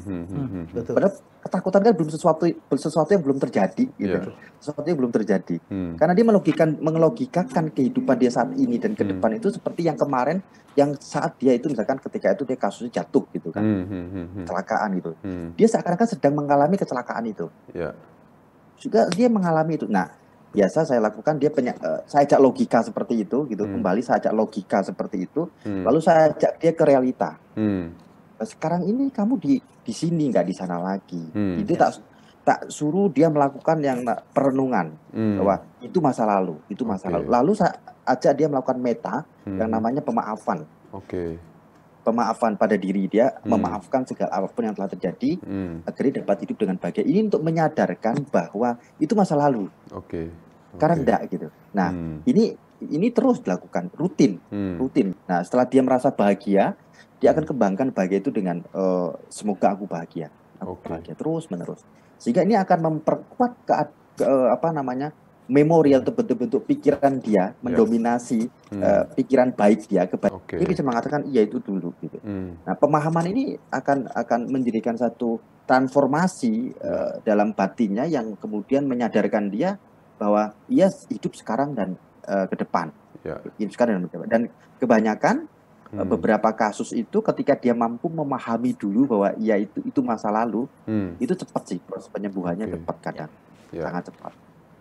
Makasih Bante. Jadi artinya sebenarnya tadi yang dikatakan oleh Bante dan dokter adalah pentingnya sebuah pemahaman yang benar terkait dengan situasi yang sedang dialami. Seringkali kita tidak mampu melogikakan dengan tepat gitu apa yang sedang kita alami. Jadi kita terjebak tadi kalau Bante pikiran masa lalunya, kalau tadi dokter ada pikiran sendiri atau pemahaman yang keliru terkait dengan kondisinya.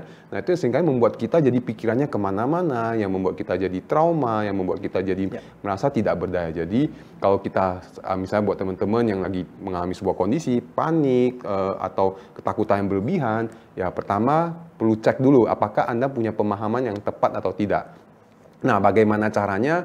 Nah, teman-teman kalau misalnya mau gampang ke psikolog counseling atau ke penjaga gawangnya langsung. Ya. atau kalau Bante ya kalau mau gangguin Bante ya lewat CD aja dulu ya biar CD ini. Oke, thank you. Nah, berikutnya pertanyaan ketiga. Nah, ini pertama ke dokter dulu. Malam dok, bagaimana kalau insomnia ketergantungan obat jangka waktu lama? Apakah mampu terapi total supaya tidak konsumsi obat lagi?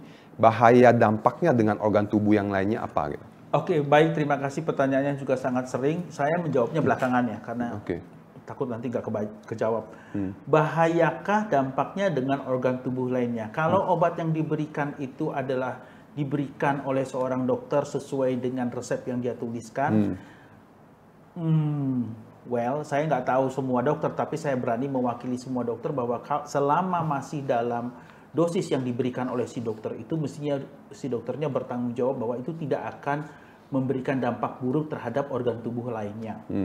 Ya, saya sendiri kalau saya meresepkan itu, saya berani menyatakan bahwa ini dosis seperti ini kalaupun dipakai seumur hidup tidak akan menjadi gangguan dalam misalnya gangguan ginjalmu atau gangguan apa. Karena itulah maka ada batas tertentu, misalnya dosis tertentu yang berani kita resepkan gitu ya, atau jenis obat tertentu yang kita berikan. Itu satu. Nomor dua, bagaimana kalau insomnia ketergantungan obat jangka lama? Kalimat itu saja bagi saya adalah sesuatu yang perlu dipertanyakan. Insomnia lalu ketergantungan obat dalam jangka waktu lama. Insomnia itu artinya tidak bisa tidur ya, kesulitan tidur. Kesulitan tidur itu sebagian besar 90% itu tidak disebabkan karena masalah tidurnya. Tetapi disebabkan oleh sesuatu yang menghalangi seseorang untuk tidur. So actually nggak terlalu tepat juga kalau insomnia itu lalu diberikan obat yang hanya bisa memicu orang itu untuk tidur saja. Artinya kemungkinan skenarionya yang terjadi adalah jadi pengobatannya menjadi tidak tepat sasaran, tapi hanya mengatasi gejalanya tadi. Sumbernya tidak dicari misalnya. Nah, saya kalau ketemu pasien seperti ini, saya selalu bertanya, cerita apa sih yang sedang Anda alami, apa sih yang Anda rasakan, apa sih yang Anda pikirkan pada saat Anda tidak bisa tidur misalnya. Nah, dari situ dicari apa namanya akarnya atau dicari apa gitu, ditanya. Kalau tadi Bante cerita soal trauma atau kejadian masa lampau atau ada sesuatu yang tidak dia sukai, segala sesuatu yang membuat menjadi dia tidak bisa tidur. Pada pasien-pasien yang kalau tidak terlalu sesuai dengan pertanyaan ini, misalnya pada pasien-pasien yang datang dengan saya, dok saya nggak bisa tidur dok, udah sebulan ini, saya lalu tanya, oke, Anda tuh bulan ini bedanya dengan bulan kemarin apa? Nggak ada beda, nggak ada apa. Saya tidur ya tidur aja. Nggak, maksudnya gimana misalnya? Tempat tidurnya gimana? Spray ganti baru ya? Kok dokter tahu spray ganti baru? Oh rupanya dia nggak bisa tidur gara-gara spraynya gatel gitu. Ya kan? Enggak dok, semua beres, semua apa segala macam. Terus ditanya 10% yang orang yang mengalami kesulitan tidur karena memang ada problem di tidurnya. Tapi itu sangat jarang dan biasanya jadi perlu spesialisasi ya. Ada orang yang memang benar-benar misalnya namanya sleep apnea. Jadi orang tuh kalau tidur bisa berhenti napasnya. Itu ada dia pakai CPAP misalnya tuh continuous positive respiratory pressure. Jadi dia dipakai kayak masker supaya dia bisa terus ada. Tapi itu sangat spesifik dan tidak banyak orang. Yang lainnya adalah biasanya disebabkan karena problem yang menghalangi dia tidur. Dari yang tadi sepele, kecil atau problem dalam pikirannya dan perasaan dia tadi. Seperti itu. Itu jadi yang harus diatasi. Ya. Jadi perlu benar-benar ya, termasuk juga salah satunya adalah untuk mengetahui penyebabnya. Jadi saya baru pelajari satu hal, berarti sebenarnya obat itu hanya menyembuhkan simptom atau gejala. Yes, exactly. Tidak menyembuhkan penyebab. Tidak. Dan tugas kita adalah mencari penyebabnya dan kemudian memperbaikinya semaksimal mungkin, or menerima bahwa penyebab itu adalah seperti itu. Jadi see things as they are tadi gitu ya, memberikan pengertian bahwa tubuhmu selalu harus berubah dan kalau memang waktu masih muda dulu Anda bisa tidur 6-8 jam, kemudian setelah umur misalnya 50-60 ya orang tuh secara alamiah mungkin hanya butuh tidur misalnya 4-5 jam, berarti 4-5 jam sudah cukup gitu. Nah, dan itu adalah jadi artinya ya kembali berarti adalah kita perlu bagaimana kita mampu untuk menghadapi persoalan itu gitu. Jadi gini, mungkin saya mau kasih kalimat yang lebih ringkas adalah bahwa kadang-kadang tadi Bante juga sudah cerita, orang itu apa yang dia pikir, apa yang dia rasa dengan faktanya, kenyataannya beda. Ada yang pernah bilang, kebahagiaan itu kalau pikiran, perasaan kita, kemauan kita itu sama fakta tuh nempel, sama. Makin ini jauh, harapan makin jauh, entah gini, entah begini, dia begini jauh. Dengan kenyataan makin susah orang hidup. Itu yang harus kita ngerti. Jadi bahwa jadi apa yang kita harus lakukan? Itu nempelin aja ini. Apakah dengan kenyataannya diberbuat lebih bagus? Sesuai dengan harapan kita atau harapan kita yang akan kita turunkan. Ya kan ada, aduh aku pengennya lebih kaya raya, tapi sekarang lagi belum kaya raya. Jadi gimana? Berusaha semaksimal mungkin kerja atau bagaimana supaya kekayaan meningkat. Atau ya sudahlah, jadilah orang miskin yang mengerti bahwa dia orang miskin. Berarti dia bisa hidup sejahtera, bersahaja misalnya. Aku kadang-kadang pakai kata-kata gitu, nakal orang suka marah. Tapi aku bilang itu sebabnya kenapa ada beda antara pelit dan bersahaja misalnya. Bersahaja. Ya, artinya kita mengerti bahwa hanya ini yang ada dan kita harus bisa menyadari bahwa kita tidak bisa lebih dan apa yang ada ini kita maksimalkan gitu Nah, itu lalu menjadi yang tidak ada itu menjadi ya nggak ada, nggak apa-apa, keniscayaan aja. Ya kita yang ada yang kita nikmati gitu. Dan cara berpikir seperti ini yang lalu membuat tadi pengharapannya jadi bisa dia turunkan gitu. Terus ada lagi tadi soal Bante cerita sedikit soal bagaimana pikiran dan lalu reaksi badaniah itu dekat gitu ya, nempel. Itu dalam dunia psikiatri ada kita sebut istilah psikosomatik. Psikosomatik itu dua kata, psikis dan somatik. Jadi segala sesuatu yang dialami oleh psikis mental itu bisa muncul dalam bentuk gejala fisik, somatik. Iya kan? Nah, itu juga biasanya terjadi sebagai ekspresi dari ketidaknyamanan dan segala macam. Itu ya spontan itu tadi gitu loh. kalau kita merasa nyaman, maka misalnya nih, aduh ketakutan, ketakutan dan panik, kemudian muncul dalam bentuk sesak napasnya lebih pendek, deg-degan, jantung berdebar dan segala macam. Itu kalau kita, kita nggak perlu panik, nggak perlu karena memang itu sesuatu yang nanti gejalanya itu kan berkurang sendiri, bukan dengan minum obat ya, misalnya untuk tekanan darah atau menahan detak jantung, atau aduh ini ada sesuatu yang tidak nyaman, jadi saya ketakutan, khawatir, lalu asam lambung meningkat. Jadi bukan obat ini bukan cari obat untuk itu menenangkan gejala tadi. Gejala tadi, tapi berarti saya berlebihan, ini harapannya saya harus rileks, nyaman, tenang, lalu asam lambungnya berkurang, lalu hilang. Makanya itu menjadi kesulitan yang sangat besar kadang-kadang karena orang lalu agak tidak bisa tidak bisa menerima bahwa gak adalah hubungannya antara nyeri ulu hati saya dengan kecemasan saya, pikiran saya. Apalagi terutama, ini saya suka banget juga ngomongnya, sebutnya juga agak jelek, tapi saya suka bilang itu kutukan orang pintar. Kutukan orang pintar itu maksudnya gini, orang makin pintar, makin cerdas, makin dia mudah merasionalisasi atau memberi alasan keadaannya. Dia misalnya sebenarnya lagi nggak nyaman hidupnya, tapi terus dia rasa, nggak apa-apa lah, itu nyantai, saya kuat lah, saya bisa lah. Jadi merasionalisasi semua. Sampai sedemikian sehingga dia lupa apa yang dia khawatirkan, dia rasakan. Sehingga kalau ditanya, kamu ada pikir apa? Enggak, biasa aja. Tapi nyeri ulu hatinya tetap muncul, ada karena fenomena psikosomatik tadi gitu. Jadi ketekannya saking ditekan dengan ketekannya terlalu kenceng gitu, saking ditekan oleh otak sehingga dia nggak tahu lagi apa yang dia cemaskan sebetulnya.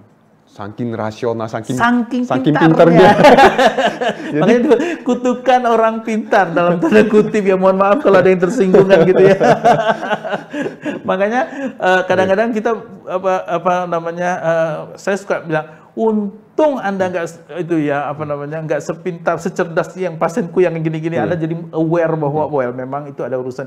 Sebab kalau kita udah saling menutupi dengan pikiran ini itu, jadi sulit menerima. Enggak, saya kan nggak ada masalah. Jadi tidak mampu melihat kebenaran apa sebenarnya sedang terjadi gitu. Yes, karena lalu pakai persepsi kita yang kita bangun dari pendapat dan pandangan dan rasionalisasi dan itu tadi pikiran-pikiran tadi. Gitu. Nah, itu juga sebenarnya kebenaran. Tadi Bante juga cerita soal itu. Dengan misalnya kalau Bante tadi bilang soal makan dulu melihat makan. Tadi saya pikir ini apa sih arahnya, kemana Bante bercerita dengan makan lalu muncul kesadaran, makanannya enak atau tidak enak lah itu. Kemampuan untuk menyatakan itu hanya ada kalau tidak ada rasionalisasi. Kalau ada rasionalisasi nggak bisa kita ngomong begitu. Karena kita lalu akan protek. Enggak, saya nggak kayak gitu. Saya mampu. Makanannya bagus kok, enak kok. Padahal enggak. Jadi kita bohong kan. Tapi kita ngerasakan bahwa itu tidak enak. Lalu ada rasa nggak nyaman. Kok bisa begini ya? Saya kan baik-baik aja. Padahal sebetulnya melakukan sesuatu yang tidak baik. Seringkali misalnya dengan urusan kalau anak sekolah, aku sebetulnya nggak suka sekolah ekonomi, maunya kedokteran, tapi ya karena ini dan itu dan segala macam, jadi aku pilih ekonomi. Lalu begitu pilih ekonomi dan dia nggak suka, lalu dia mau bilang nggak suka, dia kan malu katanya, kan itu pilihanmu sendiri. Aku bilang, halo, anak 18 tahun suruh milih, yang 50 tahun milih aja belum tentu benar. Masih suka kadang-kadang jadi rasionalisasi tadi itu. Nah, makanya kalau lalu diajarkan dengan metode tadi meditasi yang tadi Bante jelaskan itu ya mungkin seperti itu. Mohon maaf Bante kalau saya menyelonong menjelaskan. Nah, Bante juga kalau saya tadi dengan sebenarnya dari cerita Bante dan cerita dokter juga ya, yang muncul dalam benak saya adalah selain meditasi, berarti kita perlunya ada pemahaman-pemahaman juga dong Bante, yang akan membantu kita untuk lebih lebih mampu melihat kondisi ini apa adanya atau melihat kondisi ini dengan lebih baik. Benar nggak sih begitu Bante? Makanya dalam Buddhis kan kita selalu mendengar kata-kata begini. Ketika kita mampu memahami sebagaimana adanya sesuatu, itu tidak akan menjadi persoalan. Gitu. Ini kalimat yang simple, tapi ini kalimat esensial sekali dalam Dharma gitu. Termasuk dalam dunia psikiater tadi itu sangat esensial sekali. Orang tidak bisa tidur, dia gelisah, dia ketakutan karena dia tidak bisa menerima keberadaan sebagaimana adanya. Itu yang menjadi persoalan. Nah, memang latihan mindfulness tadi itu adalah tadi yang beliau katakan membawa bukan dengan rasional tapi keadaan saat itu, kekinian yang kita katakan adalah kita berada pada kekinian itu, pada kekinian, berada pada saat ini gitu, momen-momen saat ini, mengajak untuk ke sana, gitu, mengajak untuk ke sana sehingga kita diajak pada keadaan yang realita. Nah, Buddhis itu membawa kita bukan hanya pada rasional, tetapi pada realita. Sehingga kita bisa melihat sebagaimana adanya secara esensi tentang keberadaan hidup gitu loh, tentang keberadaan hidup sehingga mampu melihat tadi, oh ternyata bahagia itu berubah-ubah gitu. Batin itu, kebahagiaan yang muncul pada batin, perasaan itu berubah-ubah terus-menerus ternyata gitu. Kita nggak bisa mengharapkan dia bahagia terus ternyata gitu. Dia nggak setia gitu. Nah, pemahaman demikian ini akan sangat membantu untuk menerima keberadaan hidup yang sesungguhnya. Sehingga kembali ada perubahan apapun dalam hidup itu nggak terjadi stres yang berlebih gitu. Stres di awal ketika kita belum mencapai yang namanya kalau dalam praktik sebagai pencerahan itu sangat wajar, gitu, sangat wajar. Tapi kita akan segera untuk bangkit melihat bahwa oh ya ini harus berubah, gitu, menerima itu kemudian. Gitu. Maka istilah dalam kebenaran mulia bahwa duka itu tidak bisa dihindari, tapi dihadapi dengan cara tadi kita menerima ia sebagaimana adanya. Penerimaan sebagaimana adanya tidak memberikan reaksi adanya keinginan untuk menolak ataupun mengharapkan sesuatu yang enak tadi dipertahankan, tidak. Jadi tidak memberi reaksi. Ini melatih untuk ketidakmelekatan, maka ada penghentian tadi. Jadi sebenarnya disampaikan tadi oleh dokter juga ini betul-betul keempat kebenaran mulia. Konsep 4 kebenaran mulia yang dia sampaikan gitu loh. Betul-betul ke sana gitu sebenarnya gitu. Hanya dengan bahasa-bahasa ringan dan sehari-hari tadi kan yang kita sampaikan kan seperti itu. Jadi kembali bahwa ketika kita stres atau gejala batin yang tidak sehat tadi itu terjadi karena kita memang tidak bisa menerima keberadaan hidup yang sebagaimana adanya gitu, sebagaimana adanya. Ini termasuk munculnya kemarahan itu harus diterima. Ya, betul. Betul. Kemarahan harus diterima. Ketika kita nggak bisa tidur, kita harus terima. Jangan nggak terima. Pertama kita harus menerima itu dulu. Gitu. Makanya sering saya kemarin ini 2 hari lalu juga ada yang begitu. Dia ngubungin saya, Bante saya nggak bisa tidur. Oh, ya kemarin udah 3 bulan Bante. Oh 3 bulan dari kapan? 3 bulan lalu. Sebelumnya bisa tidur. Kamu tahu sejak hari apa nggak bisa tidur? Saya lupa Bante. Tapi kenapa nggak bisa tidur? Dia baru bercerita. Nah ternyata dia mengalami ketakutan, termasuk karena corona ini. Jadi kecurigaan orang takut dia kena corona ternyata. Gitu. Dan ya karena hidupnya sudah berantakan sekali selama 3 bulan. Ya saya untuk ajak dia bahwa kamu hidupnya udah berantakan. Mulai saya ajak dia tata kembali disiplin dalam waktu gitu. Saya ajak dia ke sana.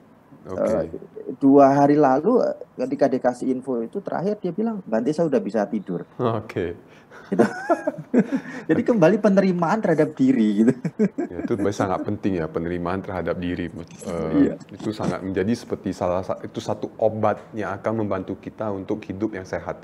Tapi kayaknya pahit gitu, sehingga tidak membuat semua orang suka makan ya. Kayaknya kan kita gampang yang ngomong ke kasih tahu orang ya dok ya atau Bante. Terima dong kondisi, tapi kayaknya nggak semua orang ya. Yang ngomong juga susah mas. Ini ada pertanyaan waktu kita, tapi pertanyaan terakhir ya terkait Bante sama dokter ada mau bertanya dari Agus. Dia bertanya terkait dengan penyakit GERD. Nah, ini saya juga mau tahu, mungkin nanti dari dokter dulu ya kali ya. Penyakit GERD itu penyebabnya lebih cenderung dari faktor jasmani atau batinia. Mungkin penyakit GERD itu sendiri apa dulu? GERD itu singkatan, misalnya GERD, Gastroesophageal Reflux Disorder. Gangguan yang disebabkan karena arus balik yang terjadi dari lambung gastro ke tenggorokan. Apa yang arus balik itu apa? Yang berbalik itu adalah si asam lambungnya. Nah, dinding dari si gaster itu di lambung itu memang diciptakan sedemikian sehingga asam lambung yang asam begitu itu tidak ada pengaruh apa-apa. Tapi beda satu dikit aja batasnya, kemudian dia masuk ke esofagus atau tenggorokan, maka itu akan berubah. Dia tidak akan tahan asam. Lalu memunculkan reaksi perih panas gitu ya, yang rasanya asam, perih, panas, pahit. Nah, itu lalu menjadi keluhannya. Menurut literatur yang saya tahu, 60% disebabkan karena stres. 60%. Ya, yang lain-lain bisa disebabkan karena ya makan makanan yang terlalu banyak bikin asam, makan makanan yang terlalu sulit, makan makanan yang terlalu banyak bikin gas. Itu salah satu yang kesukaan aku, ubi. Itu dia. Aduh. Terus makan makanan yang terlalu keras ya, yang mentah gitu ya, atau yang sulit dicerna. Kadang-kadang bisa seperti itu, atau makan terlalu banyak atau tidak teratur. Itu menyebabkan peningkatan asam lambung dan kemudian ada beberapa lagi yang lebih dikit adalah ada problem di namanya sphincter itu kayak klep dia yang menutupi, yang membatasi antara si lambung dengan si esofagus tadi, si tenggorokan tadi. Itu klepnya longgar, jadi dia sering gampang balik. Nah, kalau dan tergantung dari penyebabnya itu pengobatannya seperti apa. Makanya GERD itu yang mendiagnosis adalah dokter ahli penyakit dalam, biasanya khususnya yang fisik. Jadi bisa dua-duanya seperti yang disampaikan oleh dokter tadi. Seperti itu. Oke, thank you. Ini ada satu pertanyaan. Jadi artinya tadi adalah kalau misalnya terkait dengan GERD itu adalah ya umumnya kalau dari kacamata dokter adalah 60% karena soal stres ya. Tadi juga dari Bante juga ya saling mempengaruhi. Jadi juga ada fisik dapat mempengaruhi secara batin, lalu kemudian batin juga dapat mempengaruhi fisik. Jadi ya kita perlu sangat benar-benar tapi yang benar satu hal adalah hidup disiplin. Nah, karena saya juga sebelumnya penderita asam lambung tinggi gitu. Sampai kemudian saya mulai mengubah pola hidup, jadi jam tidur saya jaga. Jadi ya kalau dulu suka jam 12, jam 1, sekarang usahakan jam 10 paling telat jam 11 gitu ya. Terus kemudian pola makan itu dijaga, itu juga membantu. Betul. Ya, nah ini ada lagi terakhir ya. Menurut perspektif buat Bante, menurut perspektif ajaran Buddhis, lebih penting mengutamakan kesehatan jasmani atau batin? Ini dari Agus juga. Nah, jadi menurut Bante lebih penting mengutamakan kesehatan jasmani atau batin nih dari ajaran Buddhis? Lihat kasusnya. Ketika tubuh masih mampu dipertahankan, ya perlu dua-duanya itu sehat tentunya. Gitu. Ya. Tapi dalam satu kasus tertentu seringkali saya anjurkan pentingkan batin. Dalam keadaan tubuh yang sudah tidak bisa dipertahankan gitu. Kadang orang kan ketika menghadapi orang tuanya sakit atau apa, seringkali cenderung mempertahankan fisik, dia tidak pernah pikirkan keadaan batinnya. Padahal menjelang kematian itu bukan persoalan fisiknya, tapi persoalan batin. Nah, ini kadang-kadang yang sering kali dilupakan. Sehingga kalau dalam kasus ini saya selalu bilang, tanya dokter apakah memang pasti bisa sembuh atau tidak untuk dipertahankan atau bisa atau tidak. Tidak, ini hanya dengan bantuan alat saja dan obat. Usahakan supaya nggak mengurangi rasa sakit saja. Lalu bikin dia tenang batinnya. Itu yang paling penting harus diperjuangkan adalah batinnya. Sehingga pastikan ketika meninggal dunia itu dia tenang. Itu yang paling penting. Fisik udah jelas kayak misalkan usia sudah 90 tahun gitu ya. Keadaan penyusutan tubuh sudah nampak sekali kering seperti itu gitu kan. Fisik organ tubuh itu sudah berganti-ganti hanya karena dipacu oleh obat. Itu kan tinggal keadaan karena dibantu gitu kan. Nah, sekarang itu pilihannya dengan begitu nggak bisa dipertahankan, ya kita harus pertahankan batin, pilihannya batin dalam kasus seperti itu. Tapi kalau kasus seperti sekarang ini, kita ini ya sehat batin sehat badan itu penting gitu. Ya, kalau seperti itu. Jadi kalau masih muda ya jaga dua-duanya, batin sama jasmani dijaga gitu ya. Kalau udah sampai momen jasmaninya memang udah uzur gitu ya. Ya pada saat itu batin lah yang paling diutamakan. Tapi mumpung masih muda, dua-duanya dijaga. Ya jangan cuma salah satu, karena ya dua-duanya tadi Bante juga udah ngomong, dokter juga udah ngomong bahwa batin kesehatan ini mempengaruhi pikiran kita juga mempengaruhi kesehatan kita. Jadi sebenarnya satu kesatuan gitu. Nah jadi dengan pertanyaan tadi, jawaban tadi terakhir juga itu juga menandakan acara kita hari ini sudah berakhir juga. Namun sebelum saya menutup, saya mau menginformasikan bahwa di Jumat depan kita akan ada kembali acara lamar. Ya, lamar itu adalah acara dari CD Counseling. Namun dia akan minggu depan akan ada acara lamar yang akan diisi oleh Ci Arlene Eleanor, seorang psikolog juga, ya, seorang psikolog, dan judulnya adalah Mengenal Neuroplasticity untuk Kualitas Hidup yang Lebih Baik, ya, dengan host andalan kita Michael. Ya, dia akan kembali lagi di hari Jumat depan Jadi teman-teman stay tune, acara lamar selalu ada setiap hari Jumat dan itu dipersembahkan oleh CD Counseling. Dan teman-teman dapat menyaksikannya di CD Channel. Ya, dan CD Channel itu nanti tinggal di search di YouTube CD Channel dan klik dan subscribe. Dan juga teman-teman yang saat ini menonton Budayana TV ingat men-like dan men-subscribe acara ini. Oke. Nah, untuk itu saya ucapkan terima kasih dokter. Sama-sama. Terima kasih Bante. Terima kasih Bante. Untuk waktunya, untuk pencerahannya. Ya. Dan saya akan tutup dengan salam Buddhis, Namo Sayang di Budaya, Namo Buddhaya.